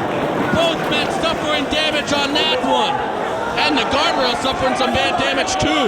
You're right, and Homicide falls off, but he's caught in a power slam. And Whitmer falling up now with a Northern Light suplex. Cover. Oh, Colt Cabana in there with the save. And of course, you have to make the save. There's no elimination, not like, oh, I'll let the pinfall go by because I'll just get the next one. Whoever gets that first fall in this one is going to go on a Dayton and get that title shot. Colt Cabana now tagging himself in, unleashing on a notorious 187 Homicide. Homicide on a streak this year. Unbelievable match, one after another versus Samoa Joe, versus CM Punk. He's been stealing the show everywhere. He's been going in Ring of Honor, as this has been his year. Can he cap it off by winning this match and getting the ROH World title? Colt Cabana's got other things in mind as he's got, what the hell's he doing? This guy is unbelievable. Whitmer blind tags himself in as well, I think. Nice innovative spinning suplex right there by Colt Cabana. Nicely done. But B.J. Whitmer in, as you said, he blind tagged his way into this one. He's got Homicide, snap mirrors him over. Oh, kick. I think Homicide shaking it off. These guys have too much pride to let each other know that they hurt each other. Homicide snap mirrors Whitmer over. Oh, even stiffer kick. Whitmer shaking off the pain. He won't let Homicide hurt him. He won't give Homicide that satisfaction. He's unleashing one kick after another right to the back of Homicide. Look at that face on Homicide. He's trying to shake it off. He's feeling that pain. He's trying to work his way through it. Chops B.J. Whitmer, takes him down. That's a field goal. And this is strong style action like no other, Chris. I agree with Dan Moff on that one. Hell no. I wouldn't want to be the recipient of that. That freaking hurts. As Homicide now taking BJ up by the air. BJ obviously stunned by those kicks. Homicide in the hall. Look at Moff. We're finally seeing Moff and Homicide tangle. And it's a cheap jump by the Prophecy member, Dan Moff. As he pulls Homicide out, tosses him into that steel barricade. What a vicious maneuver there by Dan Moff. And that leaves Moff in the ring with B.J. Whitmer. And Whitmer up and over to the floor. And that leaves Moff in the ring. Allison Danger in the background. She's not sure what's going on. She's telling Dan Moff to fly. She's calling for it. Dan Moff looking around. He's got some ideas in his head. He's hitting the ropes. Cabana clothesline, no duck.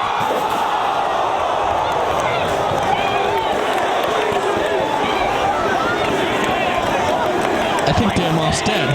Oh my God. Get somebody out there, Dan. I've never seen anybody fly like that. I don't think I've ever seen anybody fly over the railing like that. He disappeared into the crowd, Chris. Dan Moff, Tope over everything in that front row. Gets him out. He's getting up, thank God. He's getting up. Unbelievable by Dan Moff. I've never seen a Tope like that anywhere. And Dan Moff fighting back. All three guys on the floor, and that leaves Cabana. What an impressive maneuver there by Colt Cabana. Acai moonsault. Colt Cabana, he's a big man, but he can fly. Dan Moff, a big man that can fly. 4-corner survival. You can only see action action like this in Ring of Honor. That's what we're all about. And it's all about getting to the ROH World title. As everyone is down, everyone is in pain. And it's going to be about will. It's going to be about determination right now over who wants that title shot more. Who spends the extra hours in the gym. Homicide cutting off Cabana on the floor with the thumb to the eye. Whitmer and Moff in the ring. And these guys are going back and forth with stiff chops right here. And you know, Whitmer would love nothing more than to get that pin back on Dan Moff. He suffered at do or die, all because of Alice in Danger. And Whitmer wants to win back, and he and Dan Moff are chopping the hell out of each other for the opportunity to get it. But here comes Homicide. Fingers to the eye of Dan Moff. German suplex by Whitmer. Moff is in trouble. Uh-oh. German suplex attempt. No. Homicide lands on his feet. Chop by Moff. Chop by Homicide. Moff got him hooked. Half Nelson suplex. Whitmer lands on his head. Dangerous. And Homicide ace crusher. Go for the pin. And he's setting up for that knee, Chris. Grab pins and losing all control. That's one big knee to the face of Whitmer. And what devastation PJ Whitmer is taking right now. Cannonball by Moff. Moff being kicked by Homicide on Moff. Here's no Cabana. He blocks it. And Cabana has him up. Fisherman Buster. What's Moff doing? German suplex on Cabana into a Fisherman's Buster on Homicide. And that leaves Murphy up. And he's met by a big knee by PJ Whitmer. What action we're seeing here in the Plex, Chris. All four men down. Four corner survival. Hanson just letting it go. We need a winner in this one. We need to know who's going to Dayton. And the fans here in Elizabeth get behind all four participants right here. Who's got the most energy? Who's got the most? Who's got it, Chris? I don't know. Who's got the most heart is what you want to ask. In this one, Colt 45 down by Colt Cabana. He's already pinned Whitmer. None of the grudges with this. He's got him hooked. No, Whitmer up and over. Inverted DDT. What the hell is that? Go for the cover. Oh, but Homicide breaks it up. What a maneuver there by Whitmer. And that's the thing about these four-corner survival matches. You have to make sure no one's around when you go and attempt to get that fall. Because if someone's around, they're going to make that save. Cop killer! Yeah, cop killer! No! Homicide catches him. What a lariat! But no, Moff is going to break it up. Dan Moff, the member of the Prophecy, the man who turned his back on Homicide, takes Homicide and hits him with the clothesline. Could this be another cannibal? No, Homicide gets out of the way wisely. Homicide's gonna know that's coming from the man that he trained as he goes to whip Cabana. No, Cabana takes Homicide up, trying for, what's he doing here? Draping the back feet. Oh! He draped the feet on the ropes and then hit a DDT or excuse me, Bulldog. And the force, the angle caused Homicide to land on his head. I don't know, but Moff breaks it up. That would have been it. And now Moff has Cabana. How much more do these guys got in the tank? Low blow by Moff, taking shortcuts. That's the way of the Prophecy. Burning Hammer. Yes, he's got him up. He's got him. That's it all over. But it's the Burning Hammer. Drops him on his head. That's it. That's it. No, Whitmer breaks it up. Whitmer, I don't even think there's a tenth of a second left in that count, but Whitmer made the save. He's not trying to suplex Moff. Moff back elbows. Goes for a clothesline. Whitmer catches him. Oh, T-bone suplex right on the head of Dan Moff. Oh, I thought that was it. Homicide breaks it up. Yeah, just making the save right there. Homicide whipping Whitmer in. Big Mafia kick right to the face of Whitmer. And what action this is. And a big clubbing forearm. And Moff is on the floor. This could be Homicide's opportunity if Moff is down. Well, Cabana's out on his feet after that Burning Hammer. Moff perhaps going for that ace crusher to finish him off. Although I think that Cabana could be pinned right now. But Homicide trying for that one more big move. And hold on, there's Whitmer. Whitmer coming up. German suplex off the top on Homicide. Moff's out on the floor. Homicide's out after that German. Now, Whitmer's got Cabana on the top rope. He's got him hooked. This could be that exploder. He's used this as a finish before. Yes, he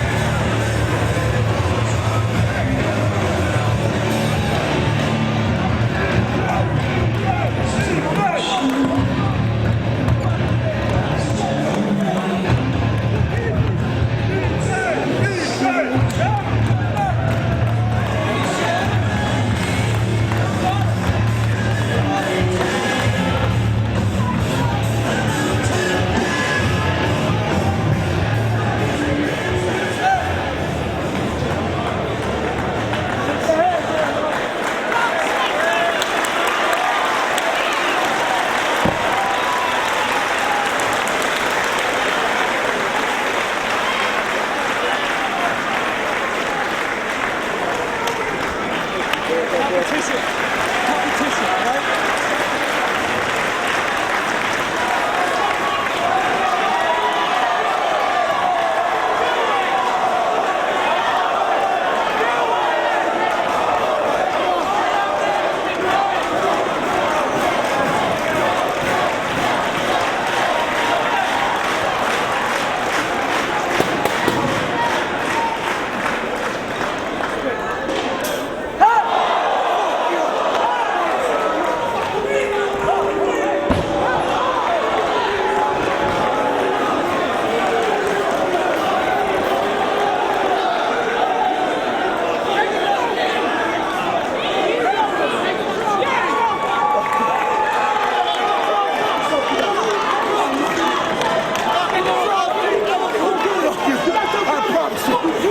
Kiss my ass. Dishonor, you a Judas. Go back to the projects. You stupid son of a bitch.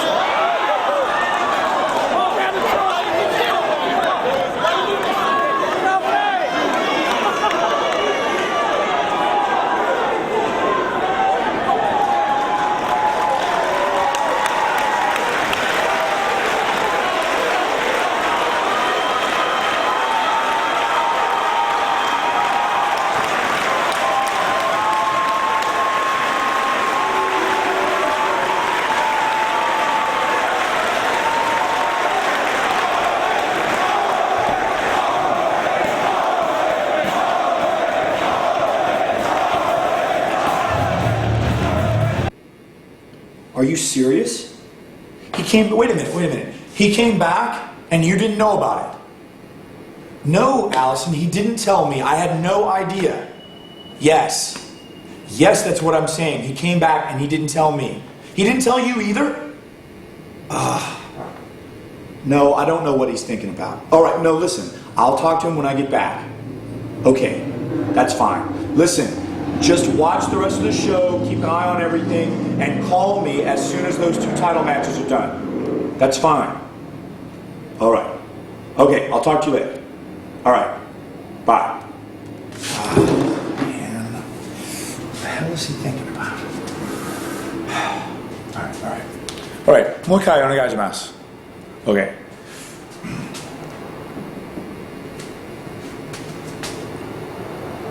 Well, Ring of Honor, it's halfway through the big night, and look what happened. The return of Xavier, just like we planned all along. But that's not all the big news. Danny Moff, you came up a little short for the #1 Contenders Trophy, but that's okay. You know what? You were doing the Prophecy's business, and you did it in grand fashion. Not only stealing the show, but making a mockery of the Code of Honor, just like I always wanted. Perfect. We will handle the #1 Contenders Trophy situation when I get back. And Tom Carter, it's fine with me that you didn't answer Allison Danger. That's fine. I don't need your answer right away. But understand that I need your answer soon. So think about it, and think about it seriously. Because it's better to be with the Prophecy than against the Prophecy. Now, like I said, we're halfway done tonight. The rest of the show is coming up. And I'll be paying close attention to the 2 title matches at the end of the night. And I'll be waiting for more updates. After 2 months, this man right here, Low Key, you murdered those kids in the ring. We all witnessed it tonight. Special K has been in Ring of Honor since day 1. Yet they have not learned the Code of Honor. Every time they step foot into the Ring of Honor ring, they disrespect the Code of Honor. They disrespect fighters like me. And as long as they're here disrespecting that code, I will be there teaching them lessons. You see, it feels very good to be back in my ring. It feels very good to be back in Ring of Honor, and it feels very good to be back with my family. Family means a lot to me. Unlike Danny Moff, he betrayed his family. He betrayed the people who brought him to where he is today. And Danny Moff will find out what it means to be part of the Prophecy, as he will stand across from me one day. May not be today, it may not be tomorrow, but it will be very soon. And I will make an example out of him, just like everyone else who disrespects the code of honor, just like everyone else who thinks that family is not important. Now from Danny Moff, I will achieve my goal once again, and that is to be the ROH champion once again. Okay, low-key, look. You're one of the most intense guys I've ever met. But I have to ask you a question. What's going on with Homicide? Russell Rave, remember that you guys were in that room and we never found out what happened. Don't worry about it. That is not of your concern. What is of your concern is you doing your job and listening to what I have to say. I will be the ROH champion once again. And when Low-Key says it, you can take it to the bank, fans. Welcome back after 2 months. Welcome back to Ring of Honor. It's an honor to have you back here. Thank you. What's with these lights? Hold on! The backseat boys are on a table! And Deranged and he just splashed them through the table! I can't believe it! After all that we've seen and now this! What the hell's going on? Don't forget it was the backseat boys that pinned Special K members Jody Fleisch and Slim J at Do or Die. Yeah! And the rave music is going. Special K's been trying to get a rave going for like a couple of months now, it seems like. And they're ruining the party of Trent Acid's winning this fight without honor. And wait, what are these girls doing in the ring? What are the Special K sluts are in the ring? What are they doing? But look, Trent and Johnny, they're out. Other members of ROH officials checking on them, but they're out. Low-Key, Julius Smoke, and the Street Gang members have just carried Homicide into the locker room. They put their differences aside because, you know, they're friends with Homicide, and we got to get competitive down in the locker room to see what's going on. Oh, wow. The girls are making out. I think they're on E. Deranged has the mic. Maybe he's going to clarify what's going on here. This is more like a club than a wrestling ring. We're getting paid overtime for this? I don't know. Cameraman, zoom in. Those girls are going at it.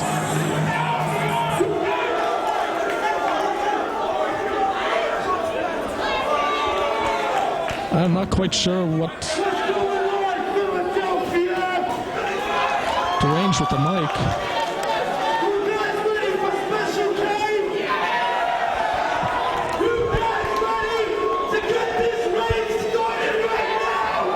Get this rave started now. What's he talking about?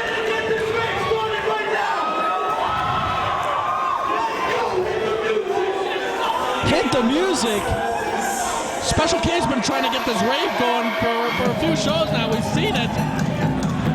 I think they've taken over the ring. It looks like we have a rave right here in the Murphy Rec Center at the expense, I think, of the Backseat Boys. Let's see it. I have never seen anything quite like that. And now they're beating up the Backseat Boys, dropping the boots and feet. Ladies and gentlemen, this is a team number 1. Weighing in towards the lightweight of 396 pounds. Brooklyn, New York,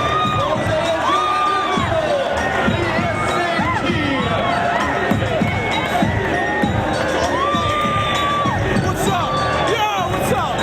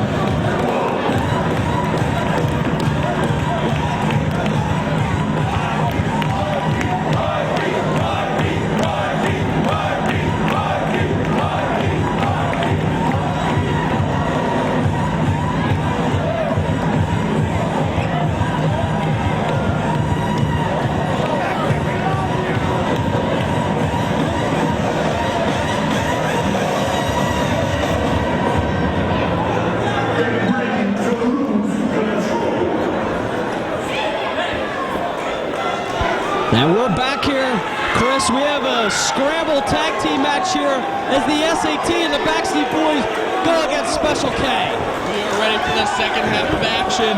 What better way to kick it off than the ROH original scramble match? No tags needed. As soon as someone leaves the ring, someone else can come right back in, and it's one fall to a finish. Like those four-corner survival matches, it's not about, oh, I'll let so-and-so get eliminated, I'll get the next pinfall. You got to get that first fall to win it for your team, and we have a lot of issues in this one. You see Special K on one side, the Backstreet Boys teaming up with the SAT on the other side, and of course the Backstreet Boys, they got put through that table just 3 weeks ago at Wrestle Rave by Special K at the end of the show.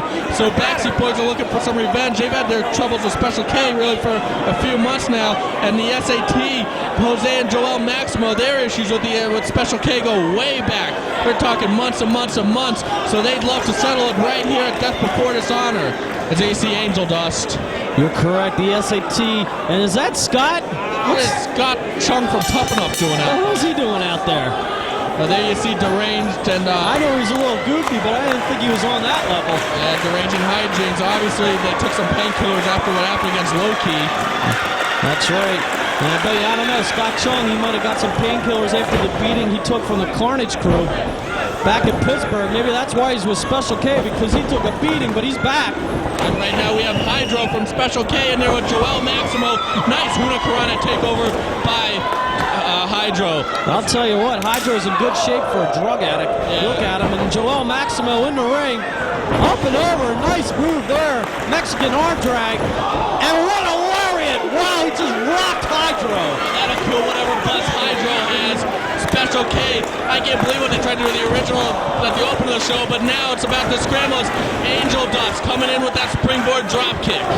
Cashmere, Johnny Cashmere, having the Backstreet Boys in there, unleashing the right hands on Angel Dust. Just offering him some pills. Are you kidding me? This is a wrestling match, for God's sake. Is that a peace offering or something? I can't believe we're seeing this in a Ring of Honor ring. What are pills doing in a Ring of Honor ring? And now he's shoving it down his throat. He might like it, but he doesn't like that chop. And the Backstreet Boys have an issue here with Special K. These rich kid ravers are just living off their parents' money, making a mockery out of everything, including the opening. Oh! But you can't make a mockery out of that spear by Johnny Cashmere. What an impressive spear by Cashmere into a figure 4 leg lock. And Angel Dust is feeling it. But Brian XL with the springboard elbow drop breaks that up. And here comes Jose Maximo for the first time in there with Brian XL, Special K. XL up and over. And these guys have been fighting for the first 16 months of this company. And XL with a nice Hurricanrana. And Jose has him up and over, back and forth, and he meets him with a big Ikitsuri to the back of the head. Those guys know each other so well. As you said, it was the very first ROH show that you could see them against each other. And now we're seeing in New Jersey as Mikey Whipwreck blows mist right into the eyes of Trent Acid of the Backstreet Boys. And what is Mikey doing hanging out with these kids? He says they're going to make them into a great tag team. Are you kidding me? As right now, Trent Acid, though, taking it to Mikey. Reversal by Mikey. Mikey down. Cartwheel over by Acid. Acid with a kick right to the gut. And these guys going back and forth, and Mikey has him, and he drops him. Face first. Trent Acid coming off that amazing match against Homicide at Wrestle Rave, but of course he wants revenge on Special K after being put through the table, and now we got a suplex attempt. Here's Cashmere, a double suplex attempt. Hold on, here's Hydro. He's going to try to suplex Cashmere. Here's Jose, he's trying to suplex Hydro. Here's Trent. Here's Angel Dust. They're all trying to suplex each other. What the hell is going on here? Only in tag team scrambles. Suplex attempts. Oh! And Special K over, and I think we just saw another car wreck. I hope they reinforce the ring for this one, as everybody's down. And now Trent Acid unloading on Hydro here in the ring. It's amazing. You go from a pure wrestling match to a four-corner survival to now this insane, innovative, creative tag team scramble action. Trent Acid now has got Hydro. No, Hydro blocks the swinging DDT attempt. Drop toe hold though by Joel Maximo. And Angel Dust is in the ring. Up and over, but caught. Oh! Damn, what a collision. And Angel Dust, he could have broke his neck on that one. Without a doubt, and the SAT now, what a submission move they have. Camel clutch, Bolton grab, baseball slide, and another one. What innovation right here. And hold on, we got another one yet. The SAT aren't done. Joel going back and forth like Terry Gordy and nails him. You took the words right out of my mouth. Terry Gordy like right there, but I bet you the Freebirds didn't do a three-way drop kick like that. No way. Buddy Jack was probably too drunk to. But anyway, Special K, they're too high to do anything else. But we got the scramble action is just going insane. Paul Turner losing just all control. And who do we have on the outside there? I see Becky, she's on the outside, Izzy.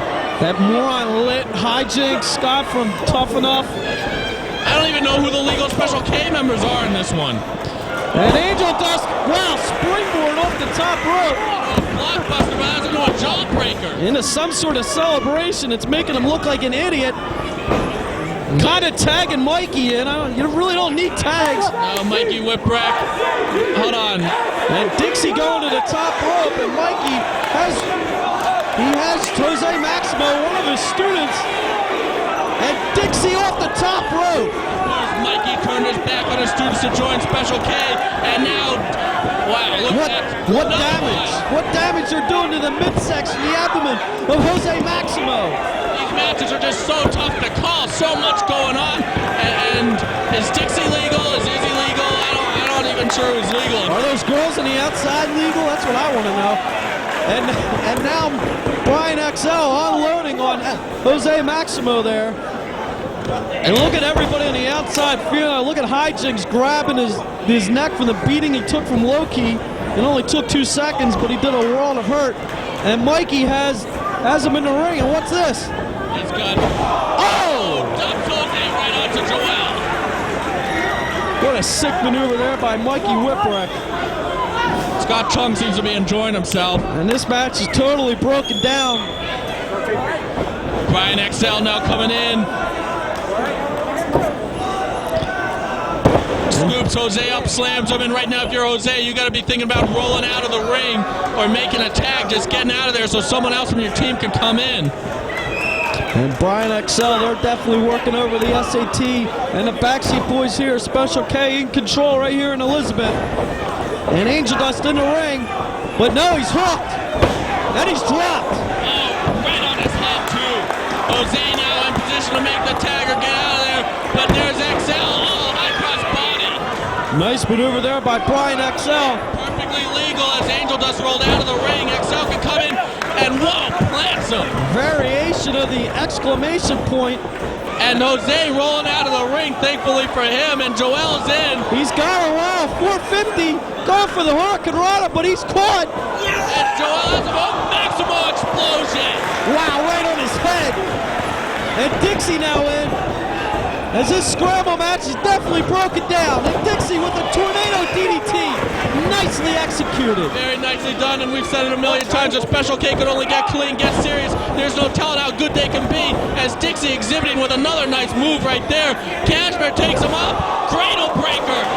Wow, he might have broke his back on that one. And Mikey in with the Shining Wizard. And Trent with the Mafia kick, but no. And Mikey's going for the whippersnapper, but blocked.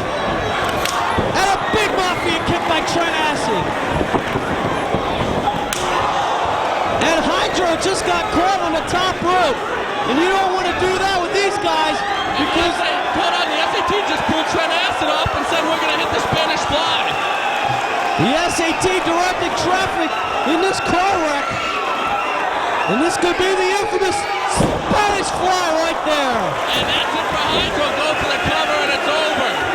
But hold on, Mikey's back up. A little confusion here. And wow, he caught Trent. Joel just in his own tag team partner. Trent Acid with the... Oh, with the ninja right now. Whippersnapper, quick cover, no one's around. Not again, they win. Wow. What an upset by Special K. I can't believe Trent Acid was just pinned. How many times are we going to say this is an upset? Special K is on some kind of streak. Trent Acid coming off that match against Homicide, that match of the year candidate. Trent Acid yet to be pinned here in ROH, suddenly getting pinned by Special K after a mishap by Joel Maximo. Look at these idiots on the floor. I can't believe it. These guys are victorious. There's because he likes wearing a hat. Some other girl. Who's that other slut they have out there? We've seen Becky before. There's just revolving members every show. You see Deranged dicing his neck from that Loki attack. He is obviously on something to even be walking after what Loki did to him earlier tonight. And look at him, he's all bruised up. Look at Cashmere. Cashmere and Trent Ashley look a little pissed. And Special K. They look like they just lost the Super Bowl. I know. Special K duped these guys again. I can't believe it. Someone's got to stop Special K once and for all. Boy, this is totally ridiculous here. Bunch of spoiled, rich raver kids living off their parents' money. They don't have to work for anything. They take their parents' money and they buy drugs with it. They tell, it's just unbelievable the lifestyle these kids lead. And this is 2 straight shows that Special K that have done it to the Backseat Boys. They've done it numerous times to the SAT. They got one up on these guys. And wait a second. T-gimmick! T-gimmick! Where did that come from? The Backseat Boys obviously upset of losing this match to the SAT. They have Joel. Is this the dream sequence? It is indeed the dream sequence of Backseat Boys cleaning house on the SAT. And they turn this into a nightmare for Joel right there. And this is the first we've seen on this side of the Backseat Boys in Ring of Honor. And I tell you what, we haven't heard the last of the Backseat Boys in SAT here in ROH.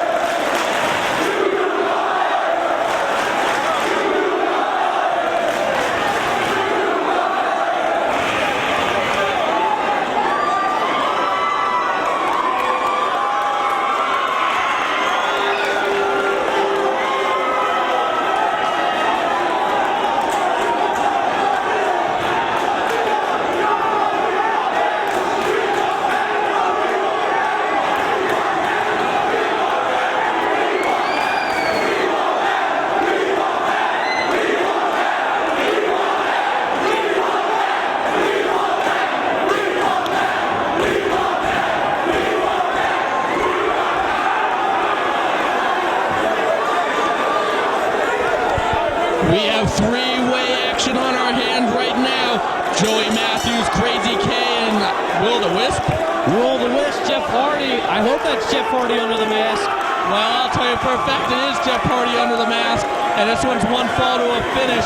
Jeff Hardy calling up Ring of Honor saying, hey, I want to come to ROH because I want to show off my protege, Crazy K, who you see wearing the blue, and also give exposure to the Omega Wrestling promotion where Jeff Hardy came up, as will the Wisp, and Joey Matthews happens to be a graduate of the Omega Wrestling promotion as he's taking it to Crazy K, and now he's going right over to Jeff Hardy. And you know what, Ray? What's that? Who the hell said Jeff Hardy drew the house? Did you hear the fans' reaction to him? Well, the reaction would go against that is these fans are absolutely unloaded on Jeff Hardy, just as Joey Matthews unloaded on Crazy K right there. I don't think I've ever seen a crowd reaction that hostile before. I know. I mean, you hear the girls, there's some girls that paid to see Jeff Hardy here and are screaming for him, but these 1,200 fans came to see ROH, and they're letting Jeff Hardy know about it. And now Jeff Hardy firing back on Joey Matthews right here. And the blue birds are out. That's right. Hardy now taking Joey Matthews in reversal. These fans aren't even giving Hardy a chance.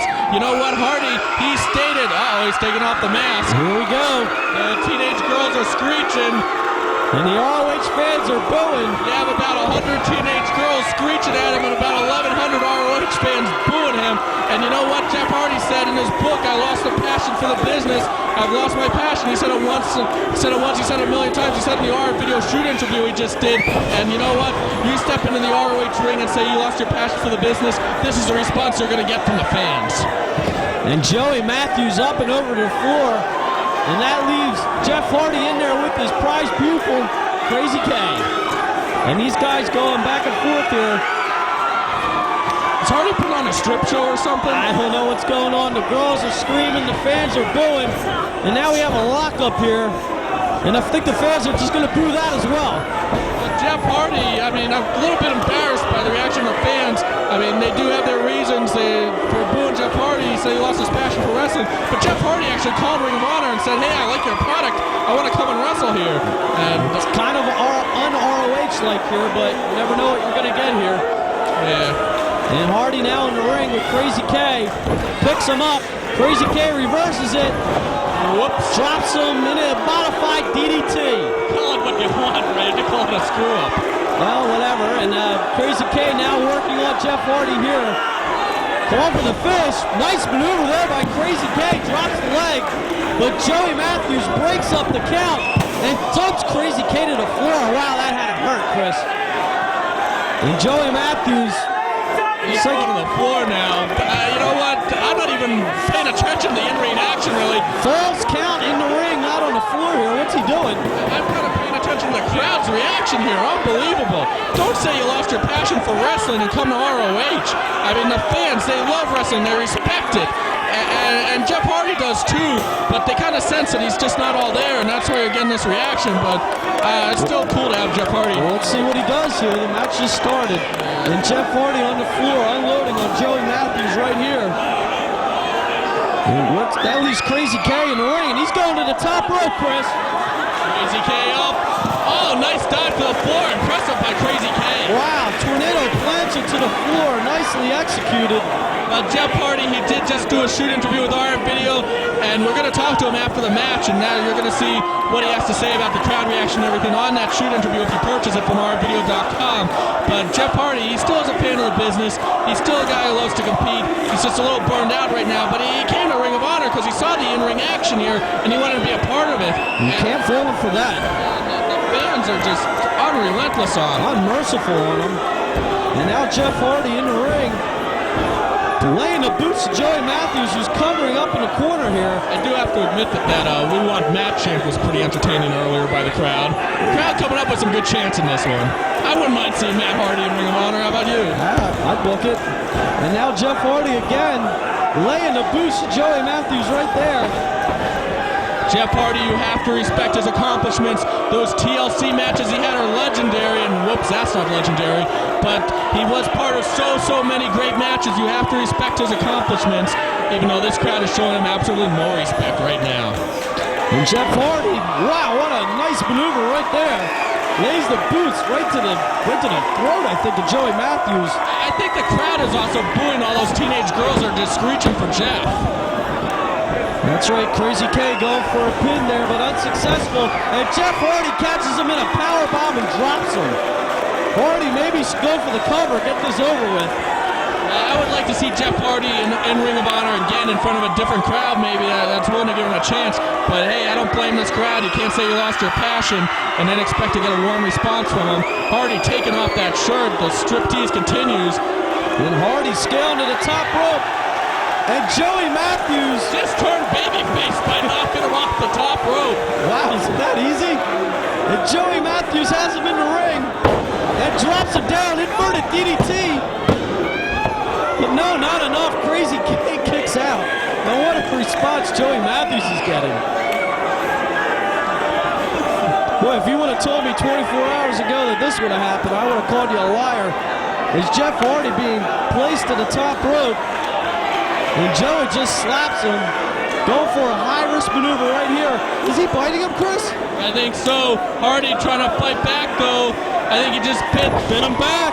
Joey, and Joey Matthews is in position. You know what might be coming up? This could be the swan time, Chris. Jeff Hardy made this move famous. And the fans, I think, are still booing him. Well, he just hit his trademark swanton. Beautiful move. And the fans just start giving him a chance. Hardy now takes Crazy K down. Vicious lariat right to the face of Crazy K. I tell you what, then say what you will about this match, people are going to remember it. And that's it. Thank God. Well, the fans aren't too happy Jeff Hardy won. But hey, it was great seeing Jeff Hardy in the ROH ring. Say what you will. But anytime you get a star like this in the ring with a guy who's done what he's done in the past in those TLC matches, it's an honor. Thanks for coming, Jeff.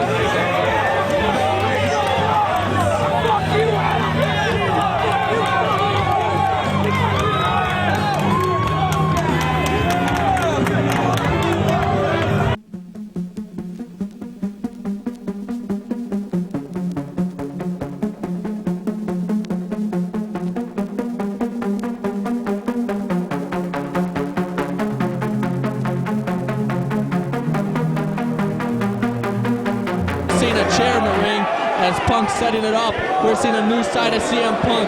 That straight edge cockiness coming out, that arrogant lifestyle. He thinks he's better than you because you're probably drinking a beer right now watching this. And CM Punk saying, hey, you know, I don't put those poisons in my body. And now Raven reverses it. Traditional drop to hold into the chair, a Raven trademark. Go for the cover, but the referee is down. The referee is down. Raven cannot get the pinfall victory here. As we saw a Raven trademark right there. Raven now going and checking on the ref. And Pete Anthony's still down. And CM Punk is down as well, but no! Oh! I think Raven was going to set him up with that Raven effect there. We saw him go for it earlier in the show, and he couldn't quite hook it. And here he goes again, that devil's lock in the ring. He's got the devil lock on again. He's got the devil lock.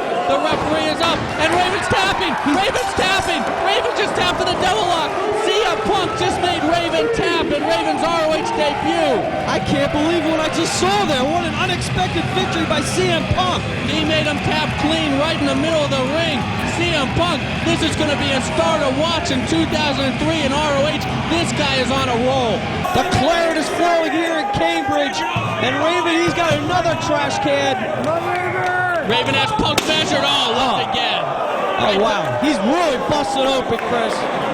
CM Punk has suffered a severe laceration on the forehead. He is bleeding all over the place. And wait a second. They're over the rail. I think they're taking it into the crowd, Chris. Raven and Punk, the ringside area cannot contain them. They are fighting into the first row, into the second row, into the third row. Is there anything that can contain this feud? Wow, this is incredible. The Raven CM Punk feud is reaching a new level of violence right here in Beantown as Punk sent right into the wall. Cabana's got him hooked. He's got him up in his Colt 45. Colt 45. What impact. Oh, and the Colt Cabana wins. It was just too much for BJ Whitmer. That Colt 45 has won Colt Cabana many matches, and what is with that crazy smile on the face of CM Punk? This guy is a maniac. This guy needs to be stopped. He thinks he's leading some straight edge revolution. Oh, Cabana's got him hooked. He's got him up. This could be it. Oh! Colt 45. Colt 45. He pinned BJ Whitmer with that in Boston just 2 weeks ago. And what the hell's Cabana doing? Because he's got the Raven effect. This could be it, Chris. Another Raven effect. Raven's gonna get his revenge. What's that? He's got a chain. Oh no! Oh no! He's got it wrapped around his neck, Chris. He just pulled a chain out of Lucy's purse. Oh, he dropped him. He dropped him down to the Hangman's neckbreaker with that chain. And what's he doing? Oh, and he's whipping him now with the chain. CM Punk's hatred has exploded here as he's trying to end the career and life of Raven. He's got Raven covered. 1, 2, 3. Oh no, not again. Punk wins. He pinned Raven. CM Punk scores another victory over Raven. Not only did he beat Raven, not only did he pin him, but he beat Raven senseless one more time. A bloody CM Punk gets the advantage on Raven again. Damn it, when is this gonna end? I think CM Punk's trying to end it right now. I think CM Punk, hold on, the man. Oh no, he's got it wrapped around his neck again. He's choking the life out of Raven. This is going too far. The match is over. The match is over. And CM Punk has snapped. CM Punk is trying to hang Raven. He's trying to choke the air right out of his body with that chain. He is trying to end Raven's life right now. He hates Raven so much, and they're making Daniels watch. They're making Daniels watch. And look at Raven. He's going limp. This is disgusting, Chris Love. I can't believe what we're seeing right here in the middle of the ring. And Raven's lifeless body lies prone on the floor. This has definitely gone way too far. And before you cut me off, Raven, the reason I hate you, the reason in my heart of hearts why I hate you is because I didn't know any better when I was a little kid. When my dad came home smelling like beer, I thought it was a hard day's work he was doing. I didn't realize he was out at the bar. I didn't realize work meant unemployment office. I didn't think it was strange for somebody to come home from work and have to take an old style up into the shower while they showered. I didn't think it was strange for somebody to pass out. I thought an old style, a pack a day, was the norm. Raven, my father is exactly like I am born of your poison society. So on the 17th of July, I will become a monster to fight the monsters of the world. And your time in Ring of Honor will be done. And that is a promise, because this is true. This is real. This is Straight Edge.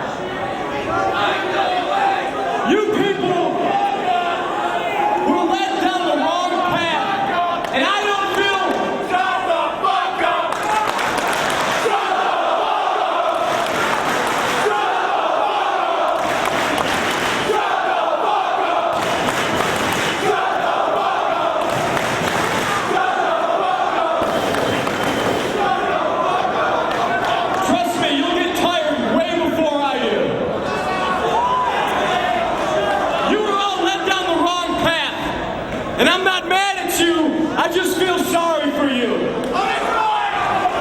You see, Raven took you by the collar and led you down the road to ruin.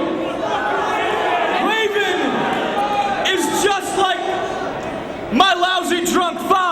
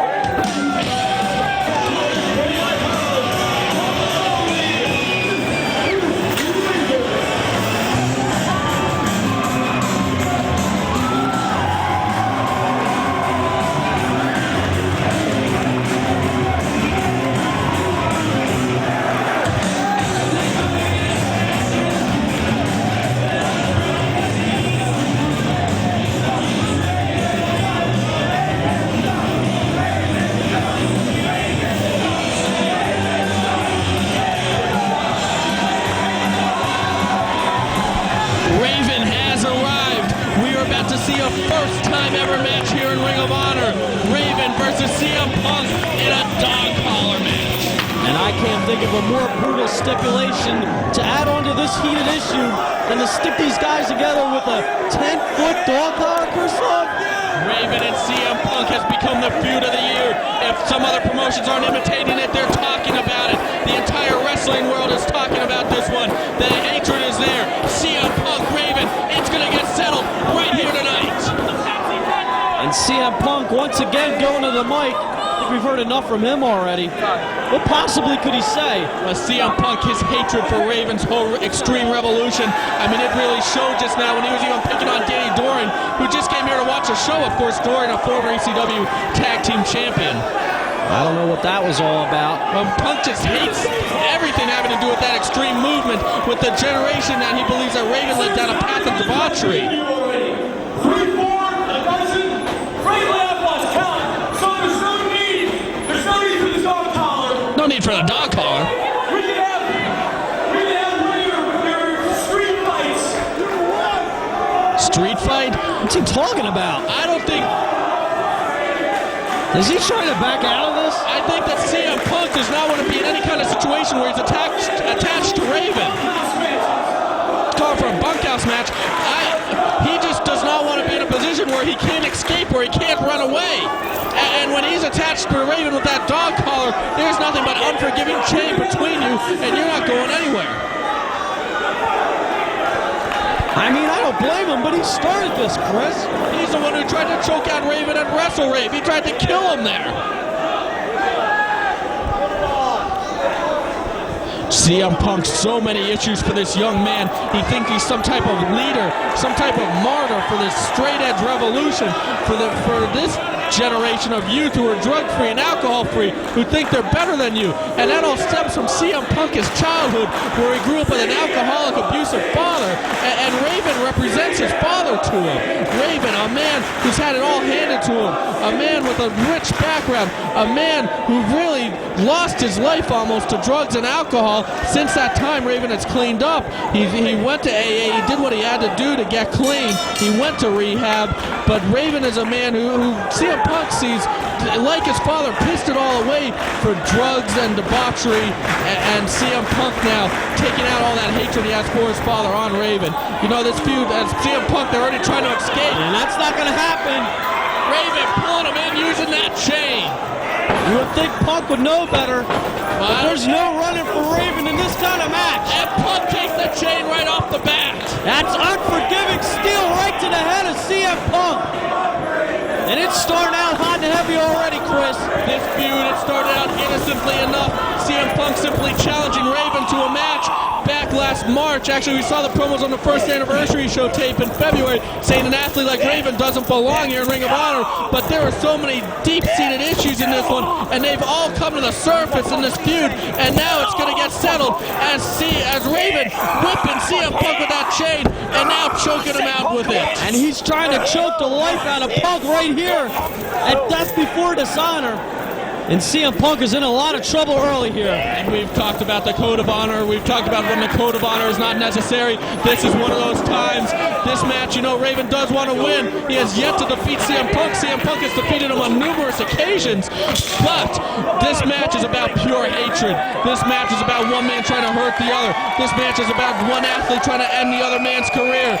And that's what we're witnessing right here is CM Punk and Raven putting it all on the line, attached by a steel chain. It's thick, it's heavy, it's rusted, and CM Punk just got crushed with it. I'll tell you what, Chris, this is a blood feud if there ever was one. As both these guys on the floor, and Raven, a Russian leg sweep into the rails right there. What a painful maneuver. And CM Punk, he's down.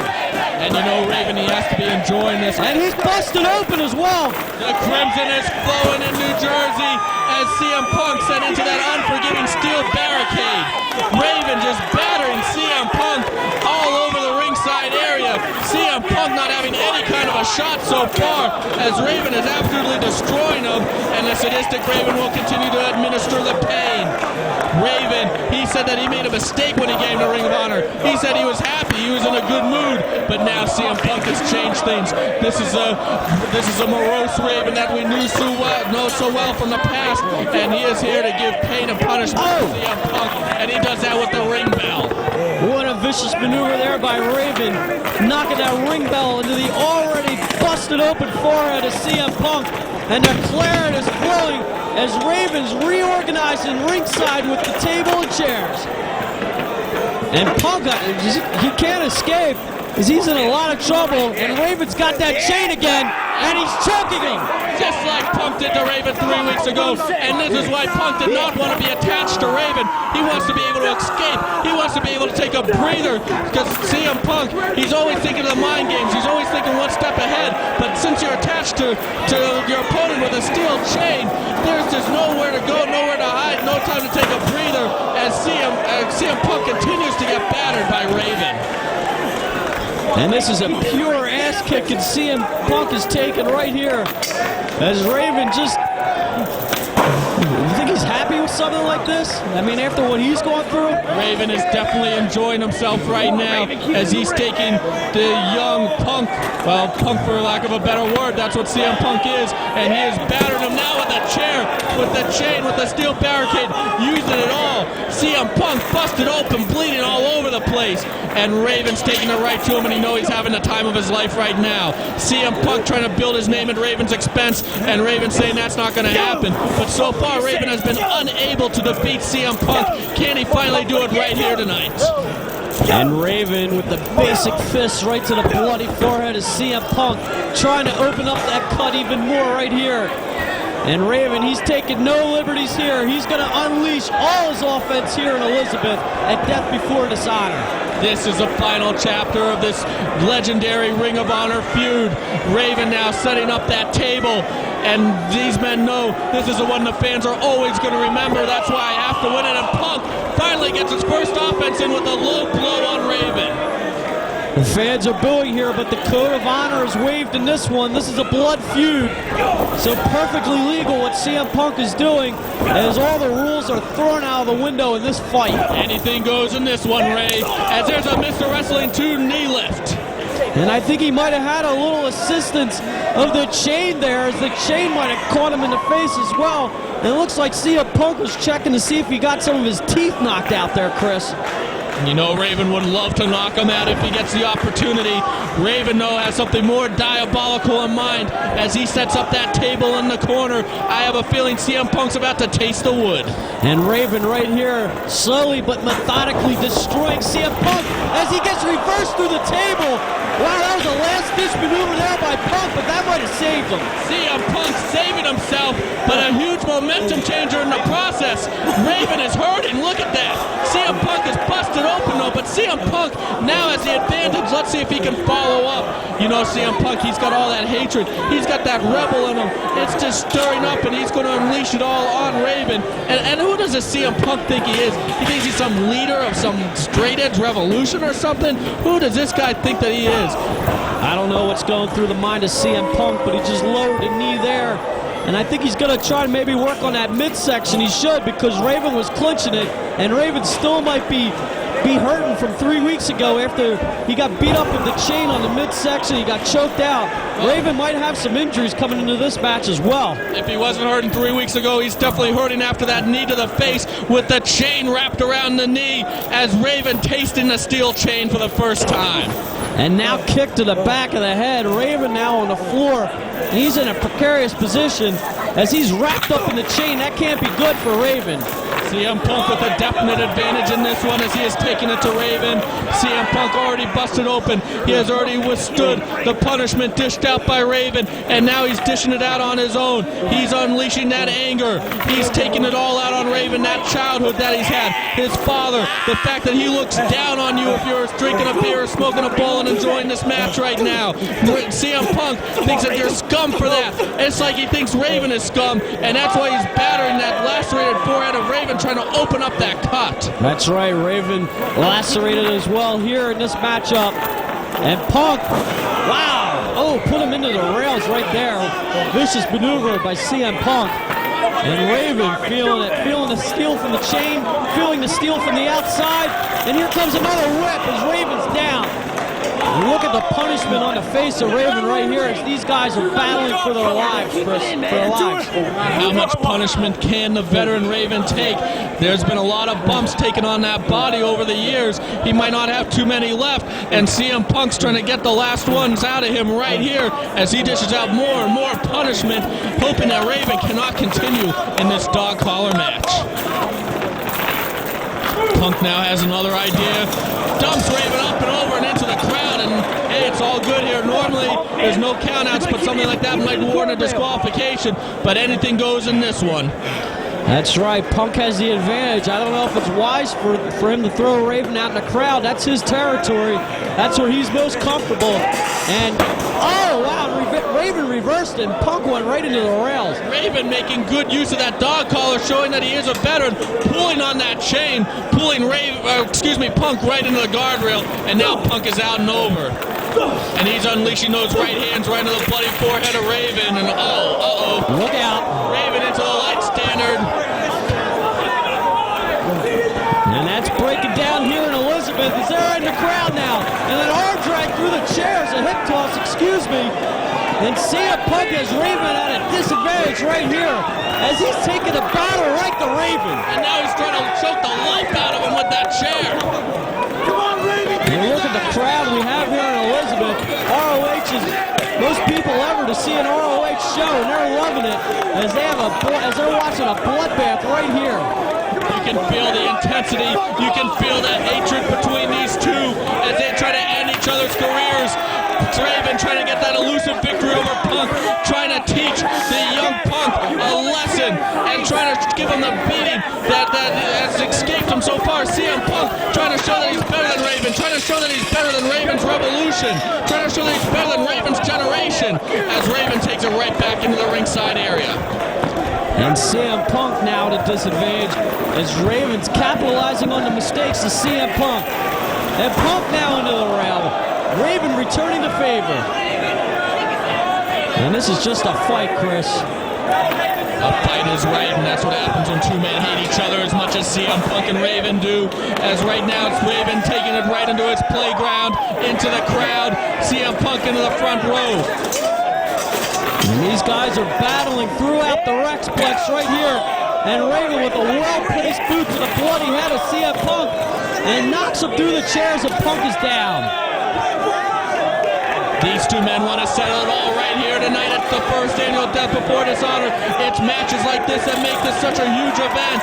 Raven now taking Punk all over the Rexplex. And this is where Raven is at his best. This is when he's an expert. This is when he's in the crowd, when he's battling under hardcore rules. And Raven now setting a fan up with a chair. I guess this is fan participation night. I guess so. Well, these fans are solidly behind Raven here in this matchup. And CM Punk, takes the chair with the assistance of a fan. And the crowd's loving it. And these guys now are blowing into the other sections. They're going on the other side of the crowd. Raven pulling CM Punk by the hair, taking him, letting all the fans get a front row seat for this one, holding up another one. Not only does that fan get the front row seat, he gets to hold the seat as CM Punk gets battered right into it. And CM Punk is in a world of trouble here as Raven is at a great advantage right here. Looks like he might be enjoying himself now a little bit as well, Chris. Well, Raven's at his happiest when he's at his most miserable, and this feud has made him nothing but miserable. As right now, Raven climbing up, taking a moment to perhaps celebrate. Yes, indeed. And then you see the crowd showing, oh! What was that? He just dragged him down the bleachers, Chris. CM Punk learning a lesson from earlier in the match, grabbing that chain and pulling Raven off of the bleachers. Raven relaxing for a minute, enjoying himself for a minute. CM Punk taking full advantage of the situation. Raven taking a nasty fall down the bleachers, and CM Punk now stamping away right at Raven. What a mistake by Raven. This could be CM Punk's opportunity. He's whipping him with the chain on the floor. And that's not any kind of small chain. That's a big, heavy chain. And CM Punk unleashing it right onto Raven, right into the midsection, right onto the ribs. And these guys battling through the crowd once again. And CM Punk, he's got a garbage can. As these guys are brawling throughout the building. In this one, I don't think I've ever seen a feud boil to this level as we've seen the feud of Raven and CM Punk totally explode here. This is definitely one of the top feuds in Ring of Honor history, if not the top feud, and one that will go down in the record books for its violence, for its hatred, and for what these men are willing to do to each other to prove that they're the better man. As right now we finally get back into the ring. CM CM Punk with the advantage over Raven. A whip into the ropes. And he elbows Raven right in the throat, but that might have hurt Punk as well, as both these guys are down. I think the chain accidentally got between the elbow and Raven, and Punk hurt his arm on the chain, but at the same time that chain was pressed hard into the chest of Raven. And now CM Punk, he's got the microphone, and he just delivered a well-placed knee to the face. You want timer?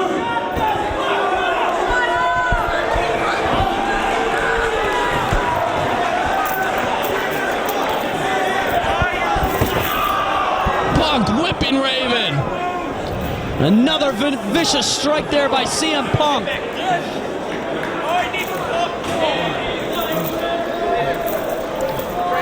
I can't believe what we're seeing here, Chris. And now CM Punk setting up for a vertical suplex. Guess we're getting a wrestling move in this one. Why not? These guys willing to do anything to annihilate each other. CM Punk coming in, stepping in Zaguri. Raven's down. Nicely executed to Raven. Pinfall wins this one. Both these men going for the pinfall. Of course, a tap out wins it too. And Punk again with the mic. Hasn't this guy had the mic enough tonight? What's he gonna say? He's drug and alcohol free again? Now let's go, Raven. Come on, you're nothing. He's just taunting Raven. Oh, crotched him with the chain. CM Punk's enjoying himself right now. He knows he has the advantage. He is just taunting Raven, taunting his hated enemy.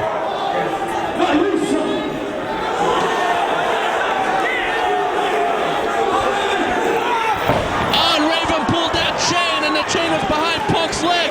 That just took him off of the top turnbuckle. What a smart maneuver there by Raven, as CM Punk was joining with the fans, but he's paying the price right now. He's still got the mic.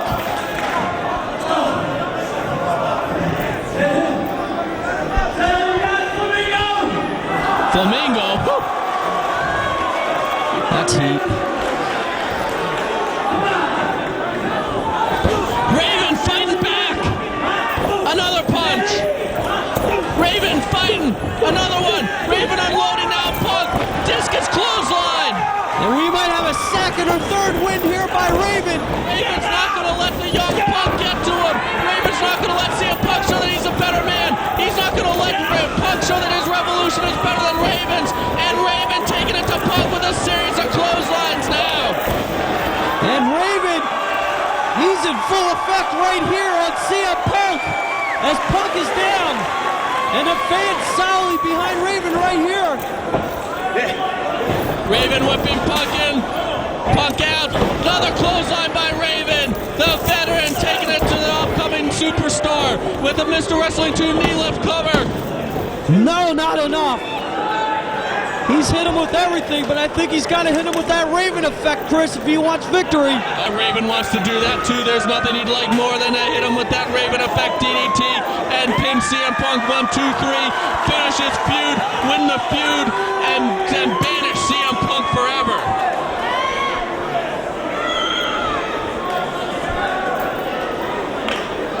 He's got the chair set up now.